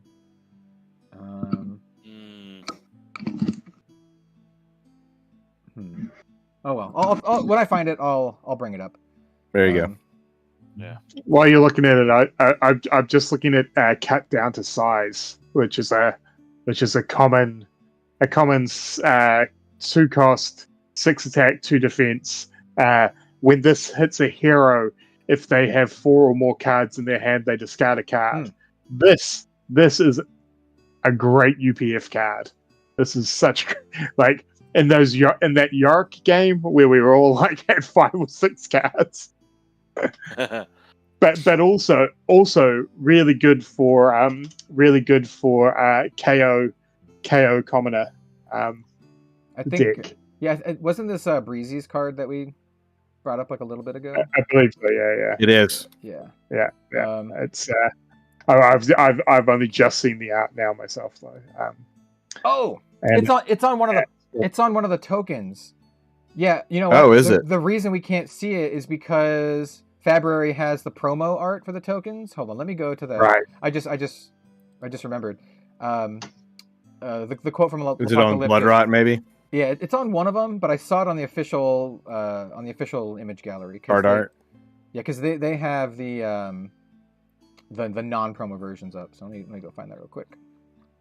Yeah, I'm on there now too. Yes. It is on Blood Rot. And so we also have another quote from Dr. Mortimer on Inertia too. So on Inertia, yeah. Yeah. So we are trumpeters of their return, that even the deaf can hear their footsteps drawing near. Book of the Raven, Apocalypta. And by they're referring to like the Aesir or the old ones. Oh, baby. Yeah, really, really cool stuff. Really cool stuff. You know what? I think we have one more card to talk about that I want to talk about at least, and then we should show Az's little teaser. Oh yeah, show Az's teaser. Yeah, teaser number 2. The last card that I want to talk about, we mentioned it, we didn't actually talk about it all that much, is Carolina's card, Infiltrate, which is awesome. I love this card. And so was her video and her cosplay. Yes, yeah. I have a feeling her video will be like the most liked spoiler on Twitter. Yeah, probably, yeah. Well deserved. No contest. Yeah. No contest. Yeah. Exactly. So this is Infiltrate. It's awesome. You get to steal your opponent's cards, which is so good. So Infiltrate. Oh. When it hits a hero, banish the top card of the deck. You may play it until the end of your next turn. So if it's a defense reaction, you can use it. If it's a Command and Conquer, you can attack with it. If it's an Art of War, you can play it. And once again, what I love so much about this card is this is a card where your opponent is like, oh crap, I need to block a lot. And then you do that, and then you play Spreading Plague and give him like 4 Blood Rot box. Oh, man. Oh my god. I love this so much. Blood Rot, everything comes back to Spreading Plague. Spreading Plague is such a nasty card. It all comes full circle, these plays, isn't it? Like I said, man, it's going to be one of my most played cards. Also, I was about to say that just makes me almost guarantee that you're going to be playing Memorial Ground in your Assassin deck. Maybe. Well, because guarantee the card that goes on top before the sets seems good. Oh yeah. You can Memorial Ground your opponent, can you? Oh, yeah. Or is it only? Oh no, no, it is only you. Sorry, okay. Disregard what I'm saying. But if you're playing Arachne, you do get to see the top card of their deck. Just saying. So if you're seeing Arachne, if you played a contract card before, you can see the top card of the deck, which is cool. Interesting. So Dead Summer Art says, Blood Rot and Apocalypta, interesting. Dr. Mortimer and Inertia. Well, I look forward to your assuredly excellent video tomorrow or soon, Kale. Oh, yes. Yeah. Yes. Awesome. So, did we want to show off Az's little teaser? We got a little teaser here. Is it time? Little teaser here. Let me go ahead and mute the music that I have playing right now, so you don't have to. Just a bit of context before we show this as well, because I'm not sure if we're going to be able to physically see it anyway while it's being played. But essentially, there's a new series I'm starting on my channel called Ultimate Pit Night, which is going to be like a consistent Ultimate Pit Fight series. Kel, you're obviously in one of the episodes and many of the episodes, I imagine. I'm an absolute heel, by the way, just so you all know. Yeah. And obviously, you guys in the chat now will obviously be invited at some stage. But there is the first episode I recorded with Fresh and Buds, Off the Rails TCG, Patrick Shaw, and Capolo. We did the first episode, and there was a moment in there where Capolo was going bananas. He was opening a box of Tales of Aria, and while he was doing that, I was like, "Oh, okay." This is going to be this UPF video is going to come out after Outsiders, so I can just show you guys the art for this card, and that's what the video is essentially. It's me showing the card to the camera of the art, so you will see the art of the card and the rarity. But obviously, the full spoiler video will be on my channel tomorrow, and that features Jim, which is in the chat here. Some superb acting.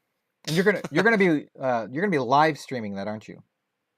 Yeah. So I'll go live and wait for people to drop in, and then I'll be saying a few things live to everybody who turns up, and then be showing off the video like you're about to do now. but for my video essentially. So Awesome. Yeah, I'll be there in the chat. So I'm looking forward to it, man. Yeah. All right, here we go. 9:30 UK time. Yeah. So I actually haven't seen this yet. Az just kind of shared it, and I was like, "Yep, let's play it." So let's play it. Let's do Nice. it. It's about a minute long, by the way. I think. Yeah. All right. So for the viewers at home, outsiders probably would have been and gone by the time this video comes out. Nice channel, man. So I can show you the card art for my spoiler card. Look at that. Oh God! Oh my God! So that's My it. pants are still on. Oh. Wait, can you show us the rarity? Yeah, I can show you the rarity. This goes nowhere, of course. Is that? Oh my! Oh! Yeah. Oh, and Yes. Yeah. this is pretty lit. That you have that. I'm Yeah. very excited. That Legendary. is very exciting indeed. Absolute cold foil. Loving life. Mm. There you go, guys. Az's Gotta love Tommy Fresh. Az's second spoiler ever is a legendary. He got a legendary quiver, man. That's Must funny, be isn't it? nice. That's Yeah. funny. Hey, I was The funny thing is as well. Sorry, carry on. Oh, I was just gonna say I was joking with you Az earlier that with you and Bill that I've been. This is like my 10th spoiler video or 9th or 10th spoiler video, and I still haven't gotten a legendary. I got a hero finally, but I have not done a legendary yet. So you are technically one up on me with legendaries. With only two videos. So congratulations. Hey, I used to only get commons, and now I don't even get anything nowadays. So. Commons are draft playable and sometimes constructed playable. Not always. Hey, people play Wild Ride, right? That's one of the cards you can spoiled. Not as many people play Chokeslam though, or Optical Monocle. I mean, Chokeslam's pretty good. Optical monocle. Chokeslam. Well, Optical Monocle is like a really good choice for Commoner. It's a really good dash choice for Commoner. Actually, no, you usually pick the other card. No, you play Hyperdriver. You play Hyperdriver. but you could also play Optical Monocle. That's so bad. really good. But yeah, I mean, so yeah, that obviously that card's going to be coming out tomorrow, and yeah, I'll say it again. Obviously, it features heavily Jim from FAB TCG Cards, who's in this chat now, doing some great acting, and it's going to be a continuation of the teaser video that I released the other week.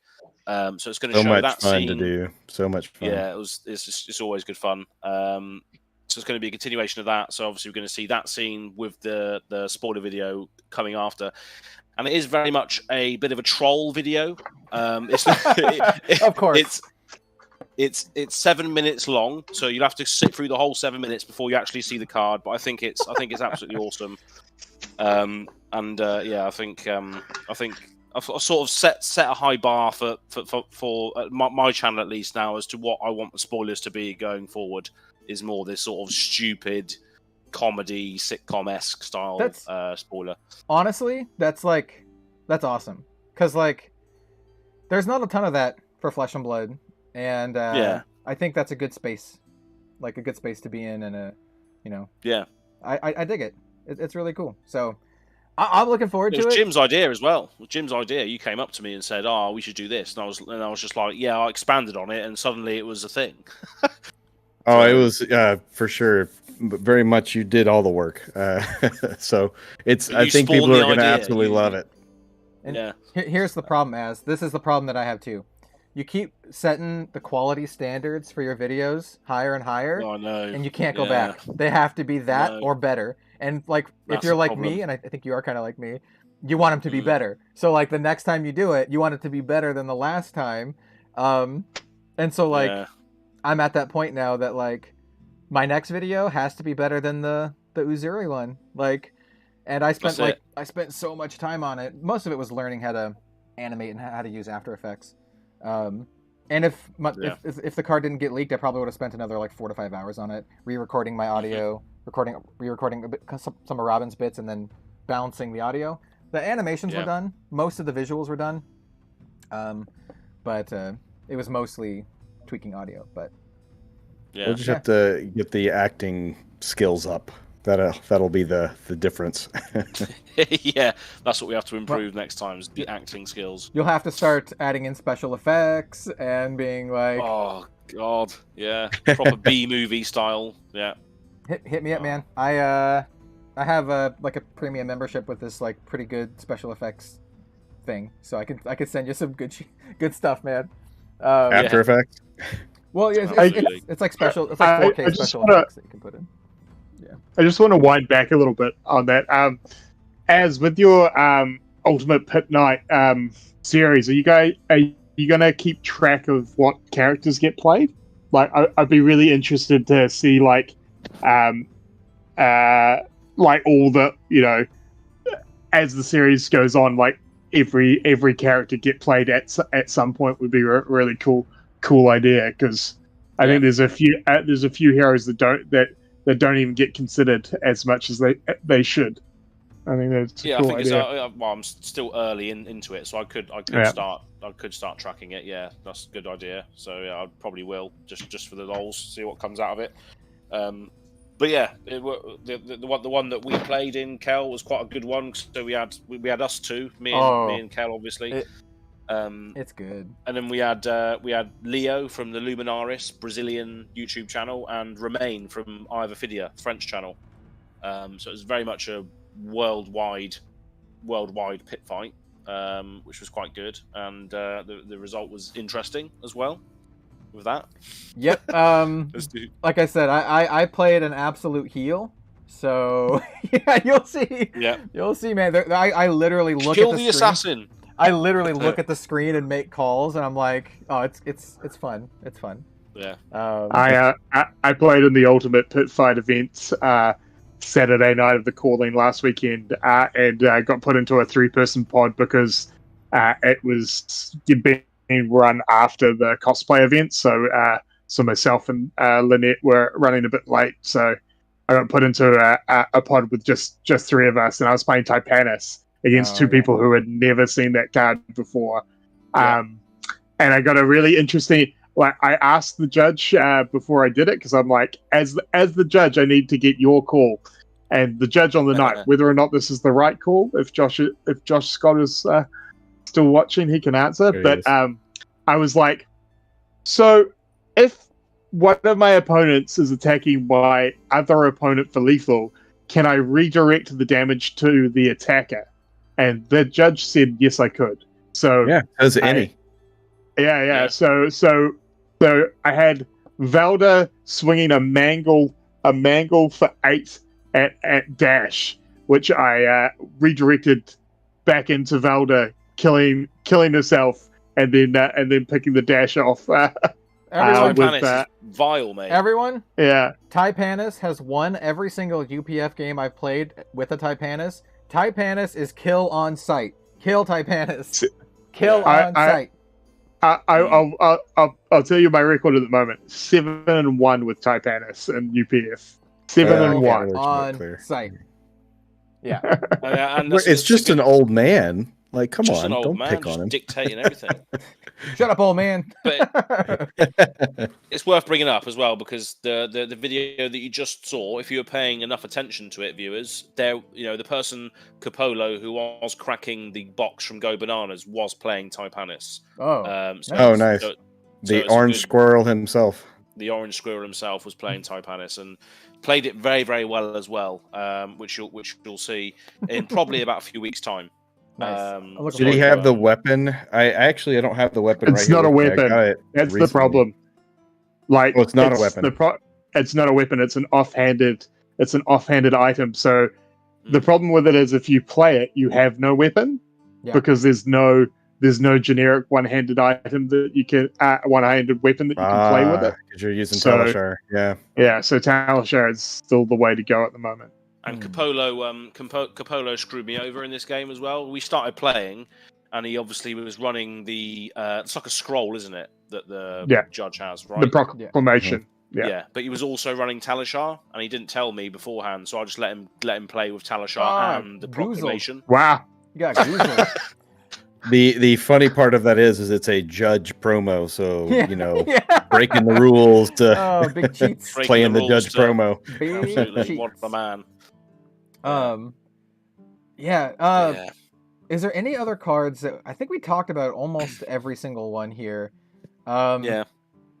I don't know about you guys, but the thing that I'm looking forward to most now, because I've seen my assassin legendaries, I've seen or at least a bunch of the daggers. I don't know if there's more, but it's all about Riptide now, in my opinion. Where did Isolate come from? Was that always there?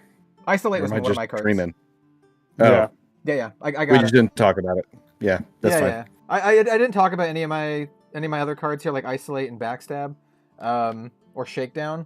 But in my opinion, Shakedown is absolutely insane, and Isolate is staple. You probably run Rainbow Isolate and Uzuri because of the way Dominate works. So it basically means that here, let me pull it up. It basically means that your opponent can only defend with one card from hand. Defend with one card from hand, and then since you do Uzuri's ability on the reaction step, after you put it on the bottom, they can still defense react, but they can't commit any more cards, normally, like a normal block. So it's weak to defense reactions, but it basically turns any of your cards into like mini dominate, which is quite good. If they're not running D-reacts or don't have the D-react, this is a good way to make sure that like your surgical hits or your shakedown hits or something like that. And even the blues are going to be like real good for that. In fact, I think the blues are probably the best ones, right? Because you can still pitch them, and you don't really care about it coming in for 3. You just care about the dominate on there. And then shakedown is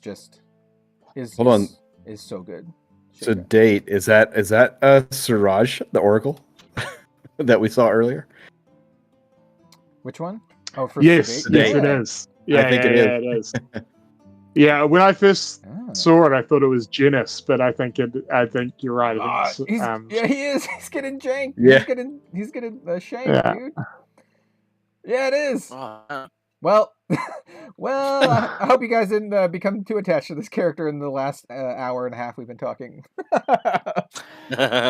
Well, maybe. Wait. Let's look closer. Doesn't have the beard. He doesn't have the beard. Maybe it could just be like a similar Oracle, or an acolyte of said Oracle. Yeah, you know what? He doesn't have the beard. No. He kind of looks like zombified almost too. I don't know. He's got like riptide stuff going on. Well, I mean, he's getting injected with a plague, so maybe it's just quickly affecting him. Yeah. Maybe like Riptide. Going back to Riptide and what someone said in chat. Here, let me pull up the chat. It's very possible that the turban and stuff, the fact that we've seen this on Sedate and also that Oracle, is that this may be another gang or class or something that we've yet to see, which is interesting, because that has been done in the past. Like one of the things that I always find really interesting, if you go back and look at the artwork of the Ira welcome decks, showed Runeblade in the attack and one of the attack cards, but we just didn't know what Runeblades were back then. But if you go back and look at Brutal Assault, the brutes are attacking a Runeblades. Interesting. Which is really cool. Man, cool. they do all kinds of foreshadowing like that. Yeah, absolutely. They do a great job of hiding stuff in plain sight. Mm-hmm. Yeah. So, not in plain sight. Riptide. We'll see Riptide. Riptide probably spoiled tomorrow. We don't really know who's spoiling it, but there's a lot of people who are guessing. Like in chat, Mr. February says that their money is on DM Armada. I don't know, but I can tell you this: my good buddy Steven always puts out absolute banger videos, so you'll probably want to watch it. And by probably, I mean like you'll really want to watch it. So. You'll really want to watch it. Yeah, absolutely. Yeah. Speaking of the spoiler schedule tomorrow, there's quite a few people that are spoiling stuff tomorrow. Yeah, the I afternoon think it's schedule is quite the lineup. Yeah, let me pull Yeah, it up exactly. real quick. I can pull it up in real time. So we have a lot. Yeah, I'm not gonna go over all of them, but there's a lot. Starting at midnight. Yeah, it doesn't say the times, at least on the official Flesh Oh, and go Blood to site. February's list. It's easier to look at. Yeah, I'm checking out some. Okay, yeah, let me go. I'll go to February's list. Another shout out to February, by the way. February. Yeah, they have one going on early. I think Yeah, as just well, hit spoiler schedule next to Yeah. revealed cards. Yep, I got it. I got it all pulled up. Cool. Starting at 1 a.m. Oh yeah, so they were just in chat. Cartus E. Charles. Apologies on the mispronunciation there, but yeah, they have one coming up at 1 a.m. my time, which is like only in a few hours, like 5 or 6 hours from now. Which is really cool. They were just in chat a little while ago. I don't know if they're still in chat, but shout out to them. Definitely check them out. I think they are, correct me if I'm wrong, I think they're from Spain. So it's actually really cool to see like the global content creators. Yeah. Yeah. I thought it was really cool. So like the person who spoiled Arachne is actually a really big Japanese card game YouTuber.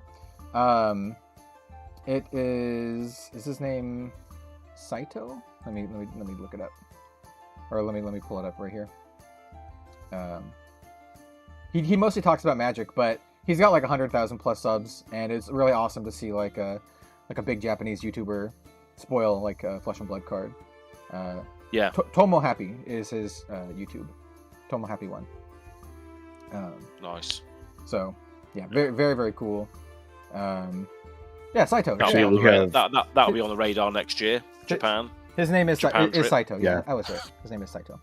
We have 4 spoilers all at midnight my time. That's in 2 hours basically. Dead Summer's one of them. Yeah, he just said so in chat. Hell yeah, dude. Nice. Oh, Cardus is in chat still, by the way. He just shouted out.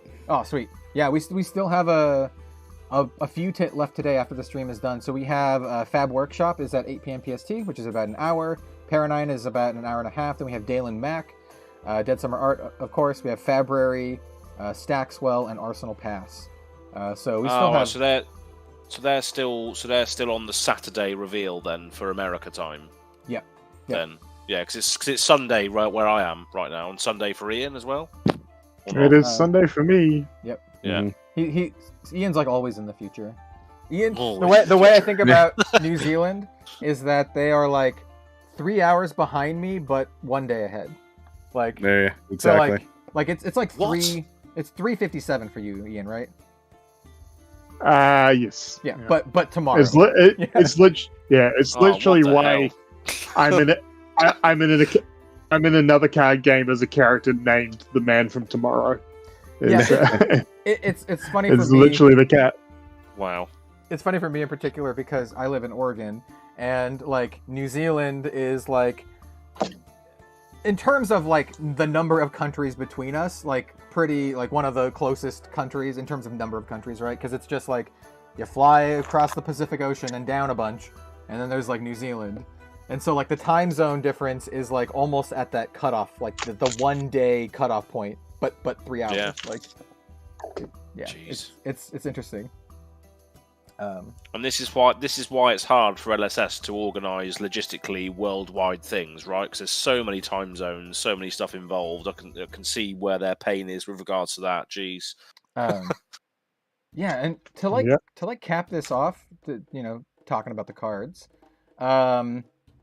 So far, what is everyone's opinions of Outsiders, and what are you looking forward to the most? Obviously, I love it, and Brian Gottlieb responded to me on Twitter at one point and was like, I think this will be your favorite set of all time.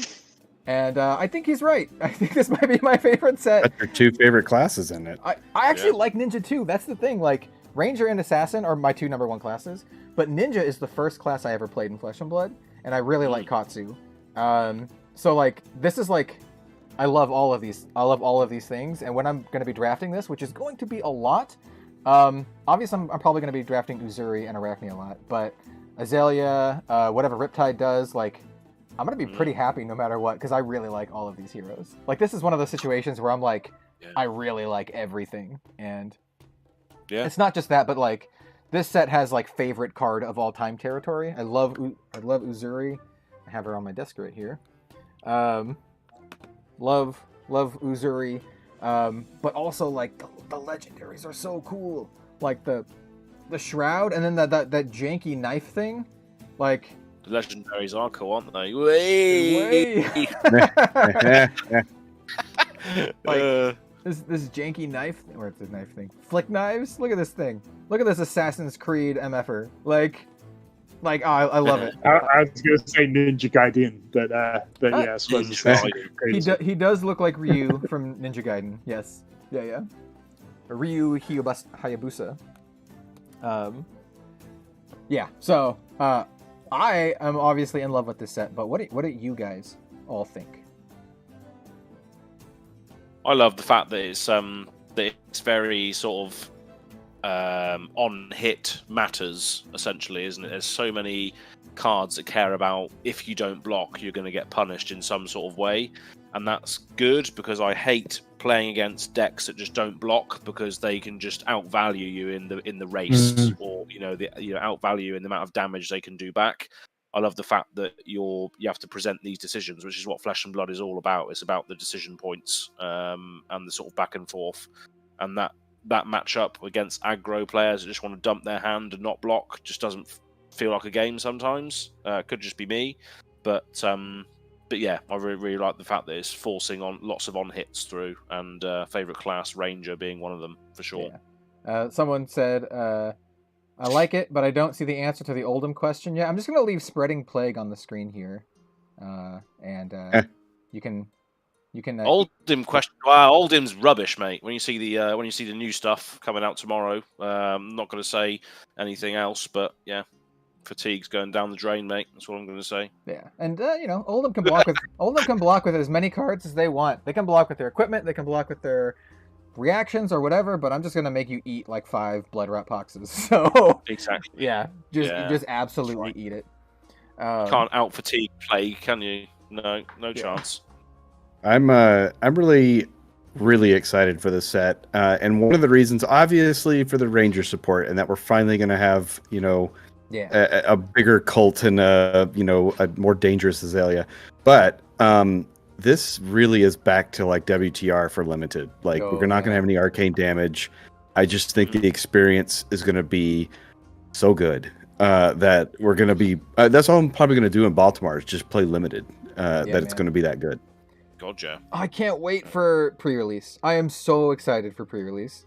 Yeah, a week away. Oh, dude, like, the local store like messaged me and they were like, "Hey, we are capped at 16 players, so I'm just gonna write you down for a spot right now." And I'm like, "Yes, please, thank you, thank you." There's no way I'm missing pre-release. Like, oh for sure. God. I can't wait. And you mentioned go ahead. No, I was just gonna say the same thing with me at Huzzah, the store that was in the teaser video. Actually, locked up a spot there. They hit me up and said, "We assume you want it." I'm like, "Yeah, absolutely."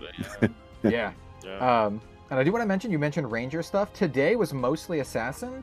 I think we're going to see some Ranger stuff tomorrow. Tomorrow's going to be our Ranger day. Yeah, it is going to be raining arrows. Yeah, I can't wait. I'm really hoping for some cool stuff for Lexi. I know Az has the Legendary to show off. And finally learning about Riptide.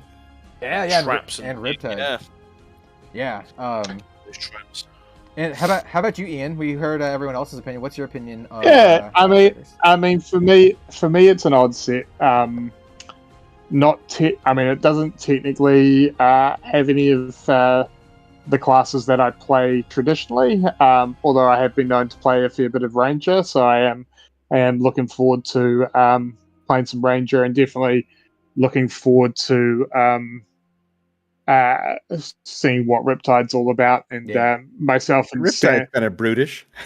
Yeah. Well, myself and Sam Payne here in New Zealand, we have a on-running battle to see who the best Leviah in the room is at tournaments, and we're both very keen to jump on board Riptide. So I feel like the next season is going to be for pre-release and sealed skirmishes and stuff to see who has the better Riptide.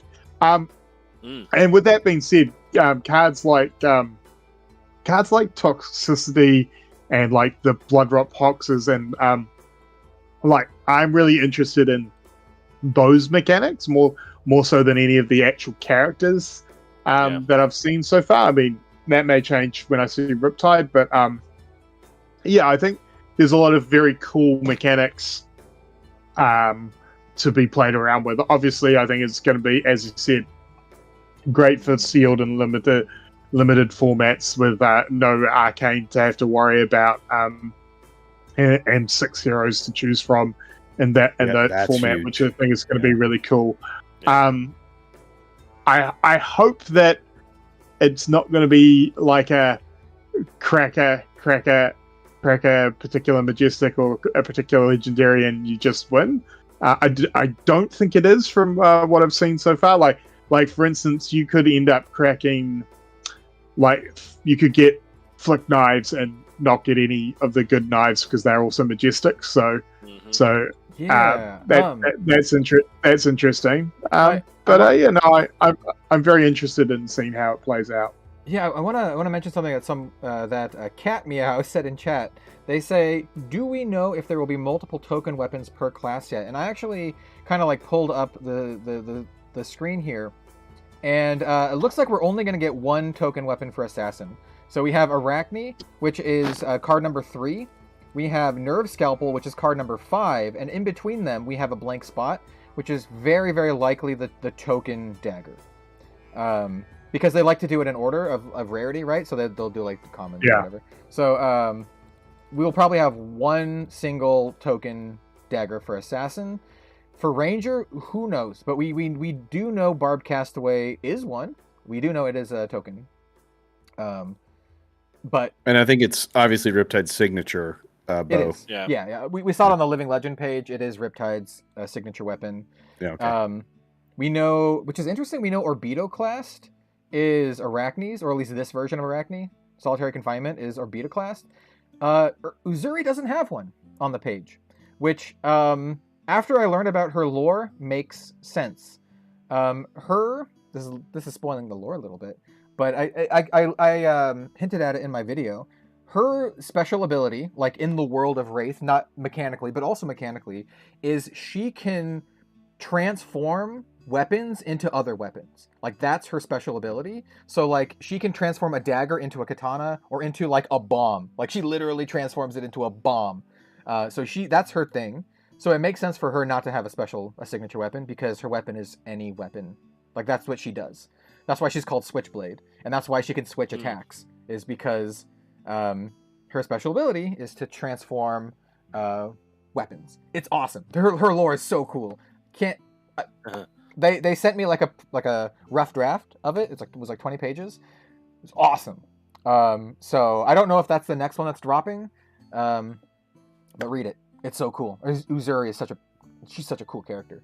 But yeah, that's why she doesn't have a weapon. I'm gonna make an observation now as well about, because on Fabrary, if you look at the shout out to Fabrary as well, because they obviously do the tracking for this. You can see the set number for each card, right?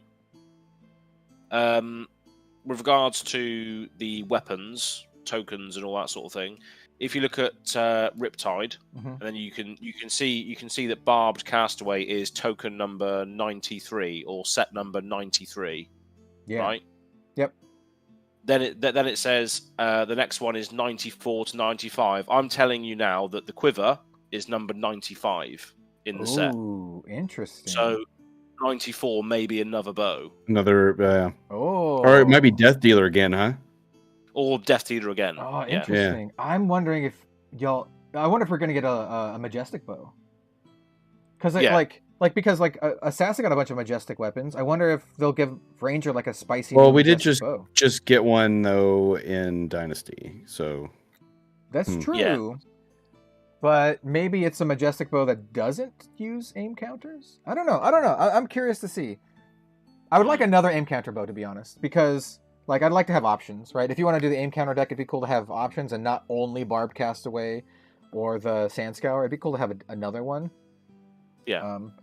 But just thought that was an interesting observation with the information that we'll currently have, and I'm willing to give you, is the fact that obviously the quiver, as you can see, the quiver of rustling leaves is number 96. Yep. So the one that we have scheduled for tomorrow is number 95, and that leaves a gap between the quivers and the bows, with the one missing being 94. So yeah, that's likely to be another bow. I do want to mention one thing, though. This is not a normal set, so we can't say these things definitively because we have mixed class items already. We have assassin, ranger, ranger, ninja stuff. So there might be a dagger that's like assassin, ninja. There might be like a assassin ninja token dagger or something. We don't know.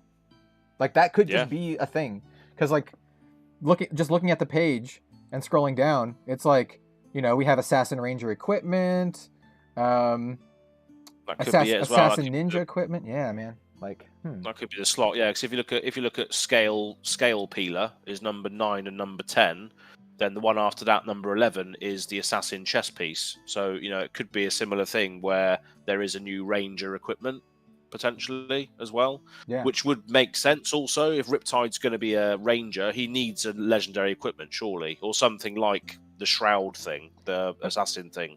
Yeah, dude, the shroud that cares about him. I'm so stoked for the shroud. Yeah, I hope. Here's my hope. I hope it's not a headpiece. Ranger just keeps getting legendary headpieces. Come on. Chess piece. Ranger needs a chess piece. Assassin. I think we're pretty safe that it's not. Assassin just got a legendary chess piece before Ranger did, which is hilarious. So, yeah. Oh, February makes a good point. There's Assassin Ranger and Assassin Ninja, but no Ranger Ninja. I thought there's Ranger Ninja attack cards. Hold on, let's take a look. Maybe not. Maybe that's coming tomorrow then. It could be. I thought there was one. Maybe I'm just crazy. I think I'm crazy. Oh no, they're right. It is Assassin Ninja, no Ranger Ninja. Interesting. Interesting. Yeah, that is. It actually makes me think about something Brian Gottlieb said on Living Legends when we had him on to talk about it. He said that he thought of assassin more as a profession and less of a class. So that kind of makes sense that the dual class ones are all assassin. So it's like you have your class, but your profession is assassin. You know what I'm saying? Yeah. I mean, and if you look at Azuri's artwork, it has a ranger, has an assassin, has two assassins and a ranger in the artwork. Yeah. So that makes sense. Yeah, and we do know from the lore that this is her like crew. Like Uzuri is the boss. This is actually really interesting. So Uzuri is the boss of this gang, but she's not the leader of the spider. She is a spider assassin, but she's not the leader of the spider.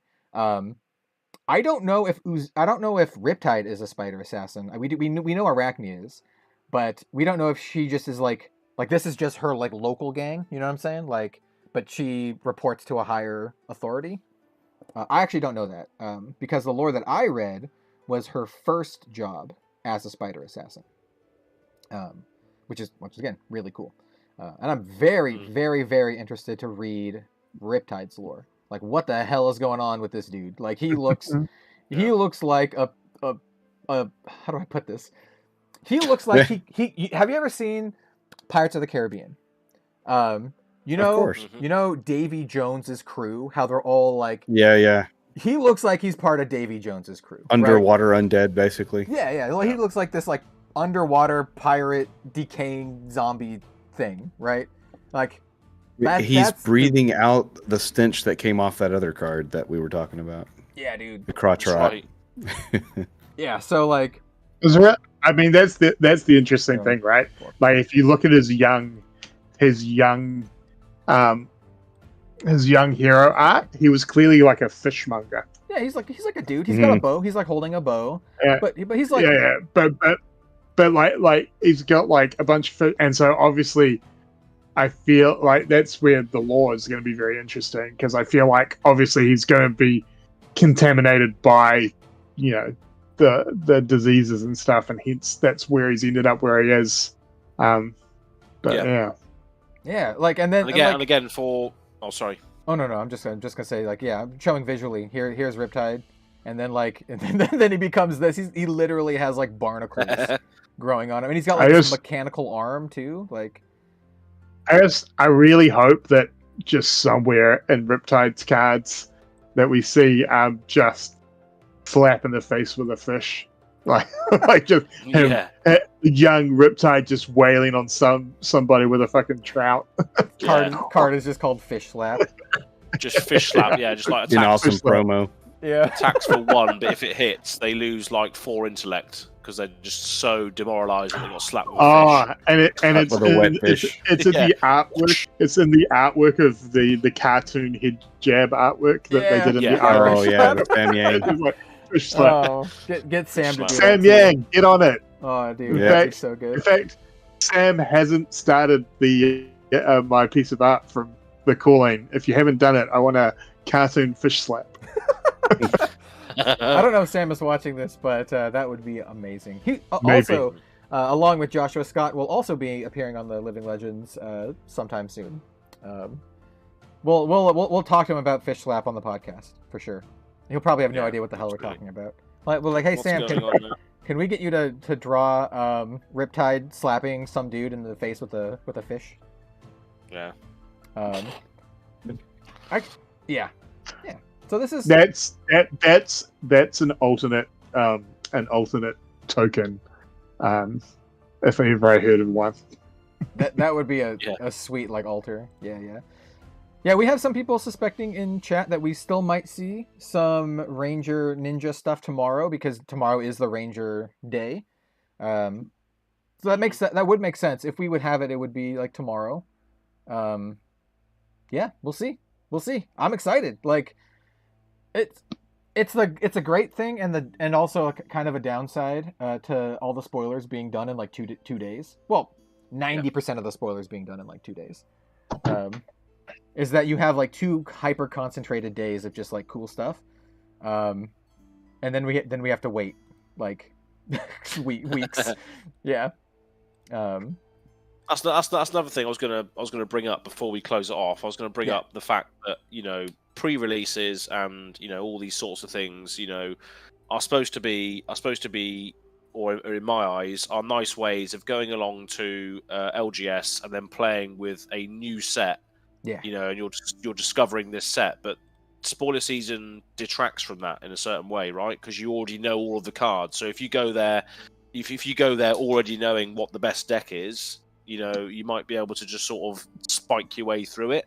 Yeah. Or is there still going to be cards that aren't spoiled that might make a difference? So there's always tends to be a bunch of commons and stuff that don't get spoiled. So and we have, more so than a lot of other card games, we have seen in the past that actual commons in Flesh and Blood can be very, very game changing, especially in sealed and draft.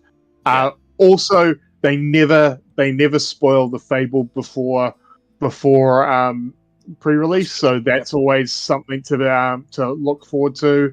And also, like, the other thing, if you are going to a pre-release, playing sealed and stuff is great fun. But once you're done, what you can do: get your 6-packs, shuffle them up, and play some Chaff Goblin. Yeah, you can. So I love pre-release. It's one of my favorite events to go to. I think it's, like Ian said, they don't spoil some cards, but even though they do, I still think it's really good and fairly even, right? Because people might suspect something might be good or whatever, but most people are going to be are going to be on the same footing. But also, I don't think there's a single card that's a bomb, like in some other card games. Whereas I feel like, yes, you could get lucky, but you may need 2 or 3 different Majestics to really have a killer deck in sealed. So true. Yeah. I mean, yeah, there's going to be some cards that are strong, but it looks like there's a lot of like really solid like commons and rares, to be honest. Yeah. I think the codexes are going to be really nice. I think codexes are going to be really, really high draft picks in my opinion because they're multi-class cards and they all seem really good so far. And it looks like there's a lot of sweet generics too. Like for Majestics we have like Amnesia. Though then again, like Amnesia might not be all that strong in limited. And then like Wreck Havoc. I think in the matchup against ninjas it will be like any of those name changing shenanigans. It becomes absolute busted. The other really interesting thing to remind everyone if you are going to play pre-release is that it is a casual level event, so you can actually change your deck from round to round. So you can try Azuri, you can try Riptide, you can try Azalea. You don't have to play all 3 rounds with the one hero. So that is one of the things that I really like about pre-releases is that if you think if you're not 100% sure which is the best deck that you've pulled, there's no harm in playing both. Yeah. Zozarasis says the Uprising Fabled was revealed before pre-release because of the blocks break. Yeah, I mean that could happen, but I think what Ian was saying is that it like LSS doesn't spoil it, and they don't. Or that time when Rudy pulled the Fabled when he was opening crew. It was like Arknight Shard. Yeah, I remember that. Oh yeah. No pre-release for supplementary sets though. That's true. That's true. Oh yeah, good point. Yeah, that can happen, I guess. Can't it? Yeah, so it could technically happen, right?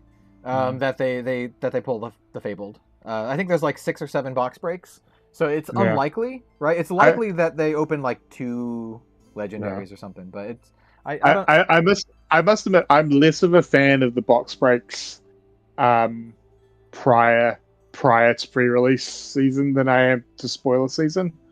Like I think the box breaks would be nice if they left the box breaks to being on the pre-release weekend, so people can still go along to their pre-release first before those things hit the market. But I mean that's just a personal preference for me. Yeah, looks like there's 7 box breaks on February at least. So like, it's funny. The box breaks have been like. It's funny that you guys are all saying this because I've also heard similar things from other people too, that are kind of like like Joey from Decks and Drafts said something similar in a comment that I made. Shout out to Joey from Decks and Drafts. I have one of his little coasters here. Nice. But yeah, I'm gonna black it. That's his glass. Yeah, it's not gonna show it. I have one of his glasses too that he sent me like a year or 2 ago for like the holiday or something. But anyway, I think it's probably one of the most divisive things about spoiler season is like the box breaks. I think a lot of people are excited to watch them. I don't know if I'm gonna watch them.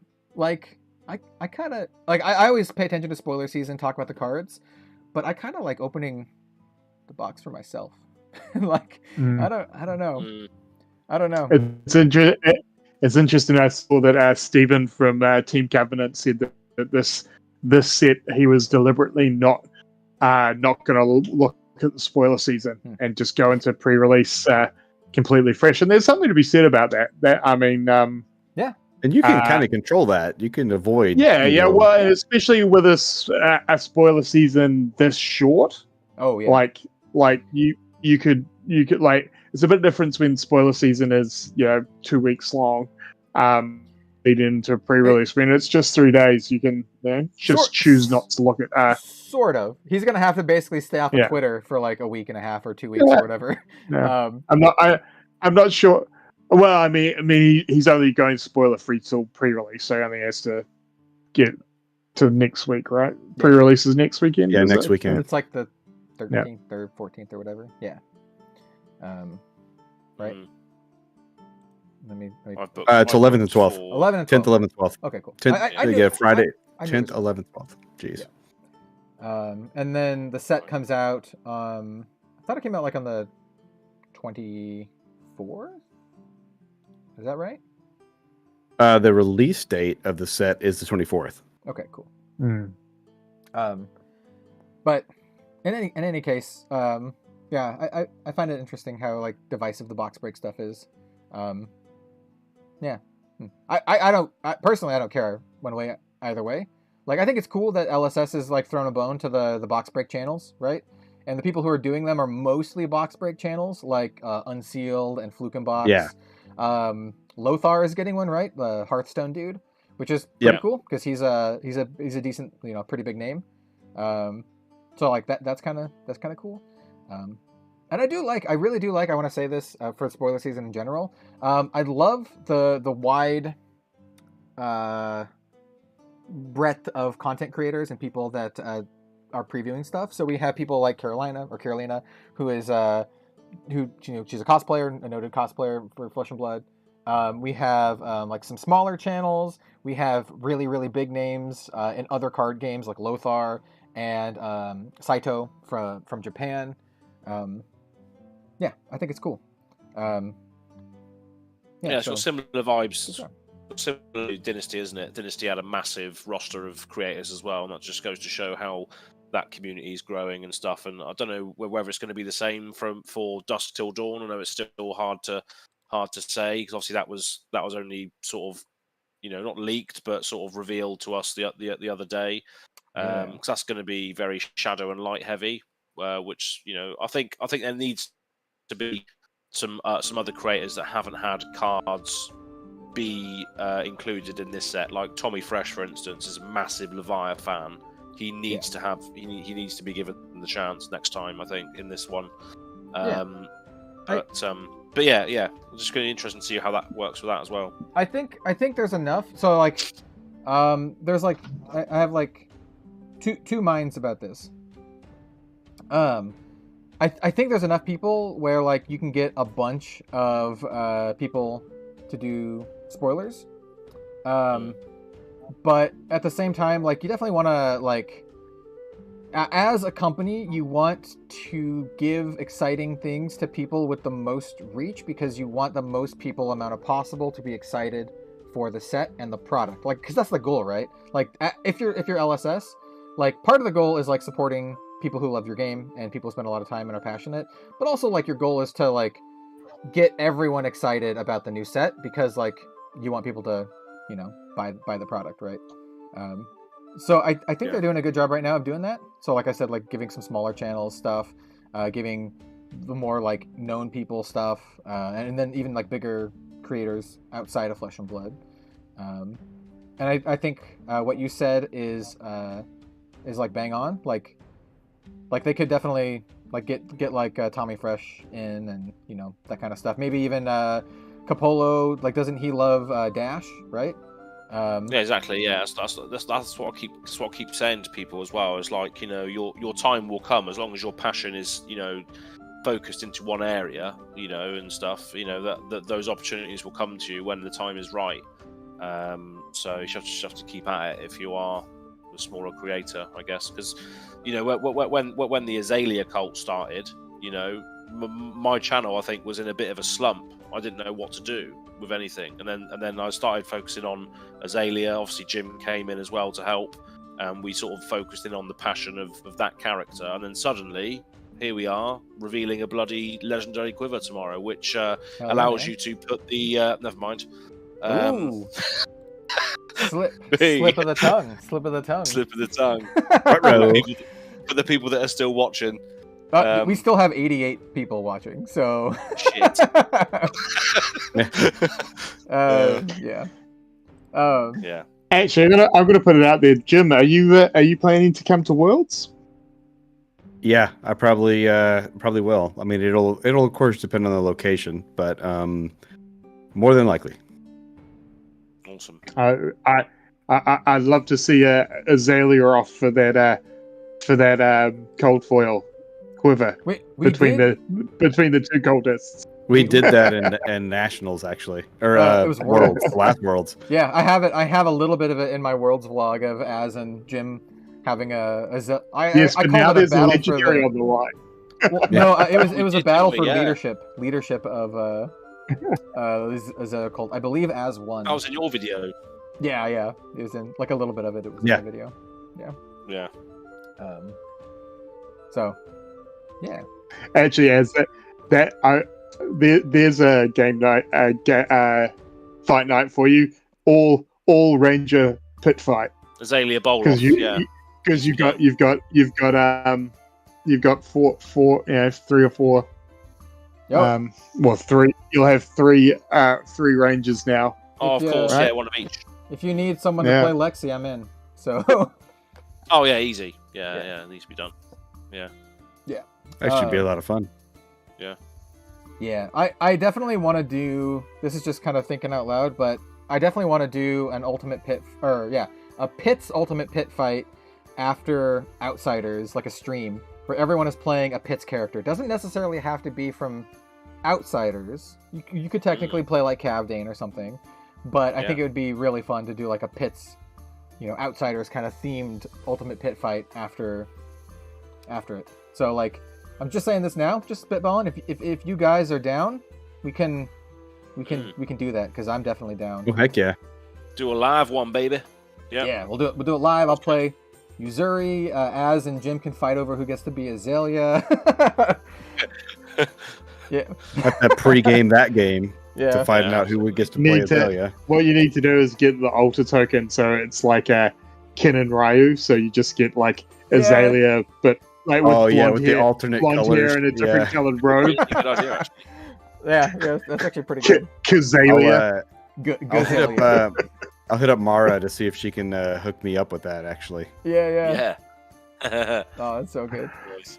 Fabry says, I'm hopping off, gonna rest up before the deluge of reveals start up again soon. It was great spending That's some right. quality spoiler time with y'all. Thank you for joining us. Thank you for everyone for Yeah, joining us. yeah.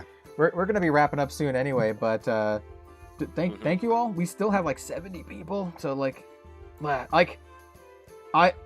love the excitement for this set. I love Outsiders so much, and I think like so many people are excited for it too.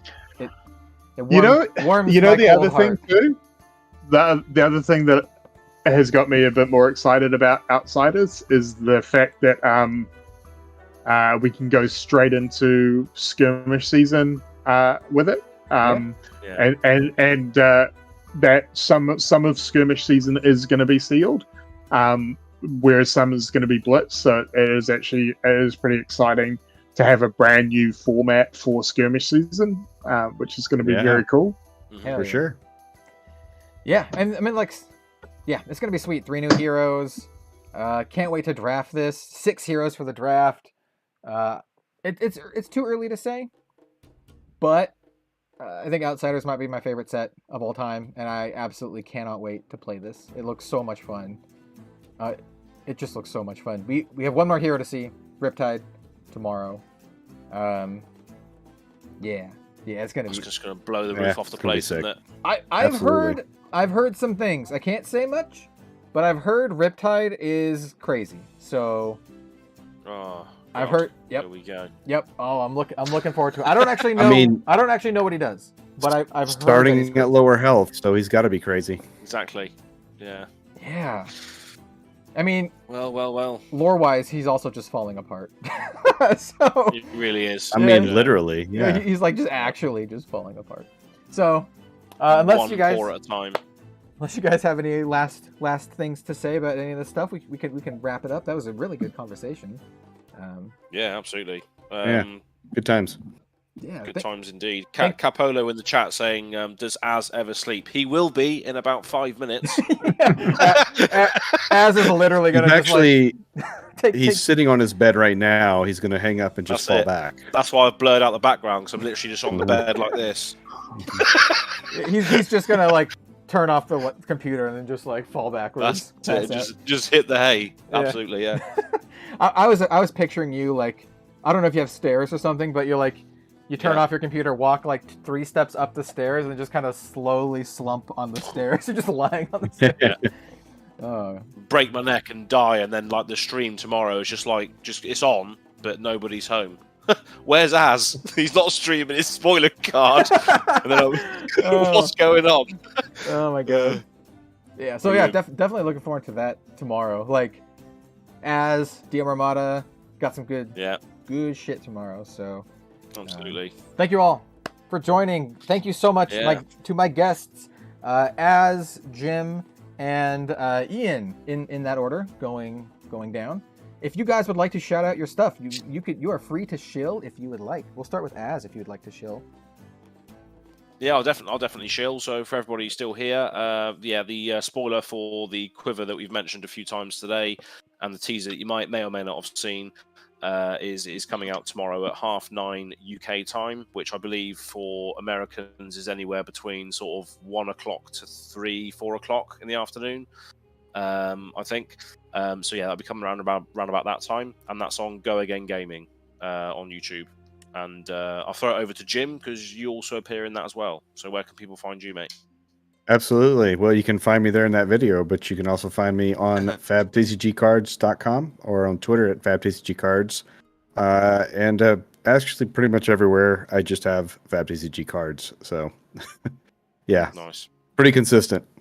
Yeah, and I'll talk to you later, Jim, about holding some foil assassin cards for me again. I gotcha. The like seriously, the big one. If I don't pull it, I want that extended art cold foil legendary. Like that's my thing. So if I don't pull it, I'm looking to you first, my friend. Like that. Yeah. I'm still waiting to get my allocation, but it's so far it's looking good. So I should get plenty. You've got a lot of knives you have to buy. I do. Oh no. I literally have a foil copy of every single a foil playset of every single card, assassin card from Dynasty. I don't know if I could do it for this set. There's so much. I'm probably gonna have to pick and choose and just make a list of like collector's nightmare. Give me the legendaries and then like the ones that I think I'm gonna play. But that's so much. It's so much. I'm excited for it though, including the marbles, which I'm gonna need those as well. Ugh. It's gonna be so expensive. Oh my god. How about you? Ian? Where can people? So you can find me on Facebook at Right Time Gaming, on Twitter at Right Time G, and I do have a YouTube channel that no one subscribes to. It's Right Time Gaming. I did put up a video last week of the live Battle Hardened final Kano versus Kano.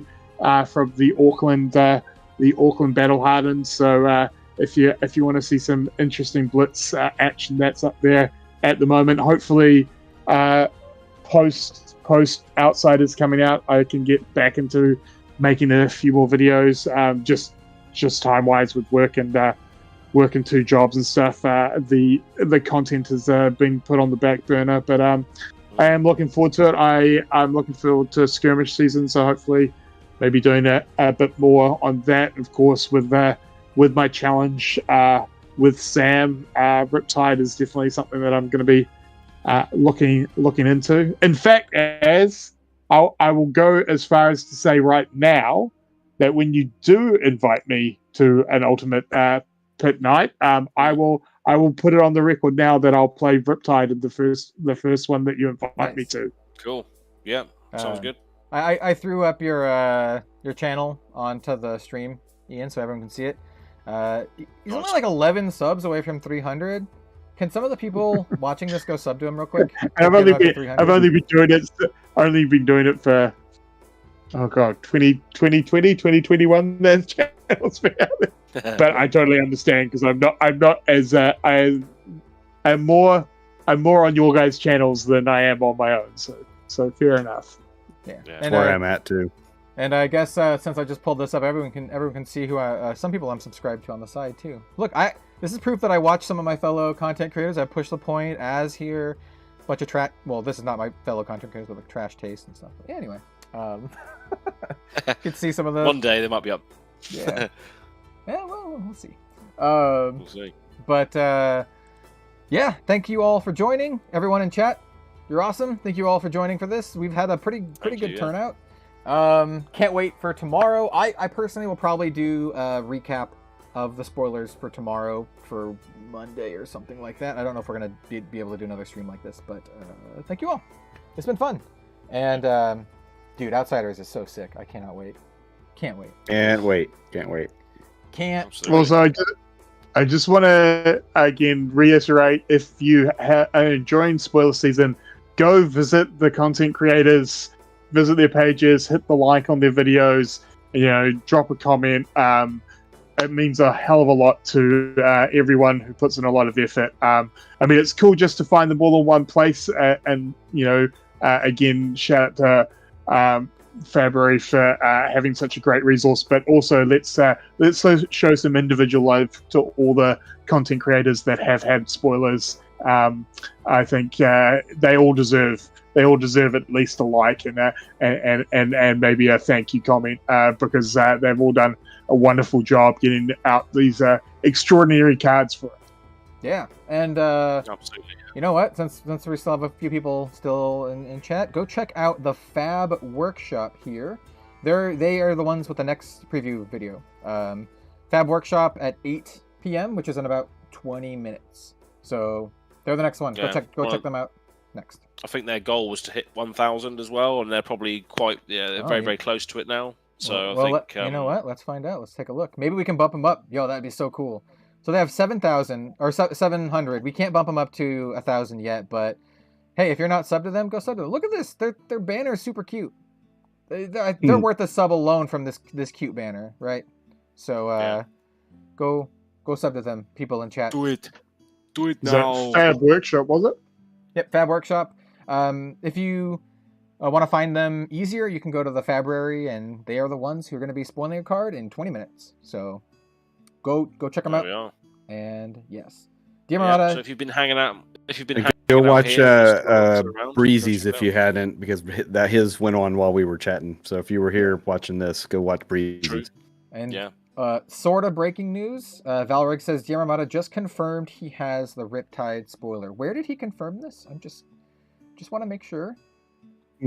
Just want to make sure. Maybe Twitter? That's what a pirate would say. Yeah. Oh, it is on Twitter. He has 12 minutes ago. He posted on Twitter that he has the Riptide official hero spoiler. Okay, cat's out of the bag. Yep, Diarmada spoiling Riptide. You all should go watch the video. He told me it's an absolute banger, and I believe him. And he told me that the hero is like crazy. So you're gonna want to watch that tomorrow. Like, yeah, I won't say anything else, but he says it's not anything that anyone expected. So yeah, Sick. Yeah, awesome. So, yep, and then once again, Remember, go buy rock slides. Go buy rock slide trap. Oh god, they suck. They suck so bad. Don't spend your money on the shitty traps. They suck so bad. There's a reason he's on Less Alive, because Piffle Trap is going to be OP. That's it. But if you do want to, again, I've got plenty. Yeah, go buy him from. If you need him, go buy him from Jim. Oh god, I got rusted relics too, by the way. Lots of rusted relics. If you want the card of the moment before Outsiders drop at the last week and a half. Feign Death. Death. Get it. Go grab it. It has been making waves. I sold out of them, actually. So like the traps actually suck, but Feign Death is kind of cool. So like you should probably go get Feign Death. I was playing in Team Seal with HP packs, and I was playing against OTK Viserai, who came in for 7 rune chance and like 9 attack, because he'd played Come to Fight on a Amplify the Arc Knight or whatever it was, and I'm like, all right, well I'll stop some rune chance, take 2 rune chance, and feign death your 9 attack. That would have been lethal. He's like, what the? Yeah. I've been there. I have been. So good. That card is so good. All right, gentlemen. We're gonna wrap up this show. 2.5 hours. Great chat. Thank you all. Yeah. Definitely go check out the Fab Workshop over here for their spoiler. Go sub to them. We'll see if we can get that number up, and we'll see you next time. See you, folks. Bye.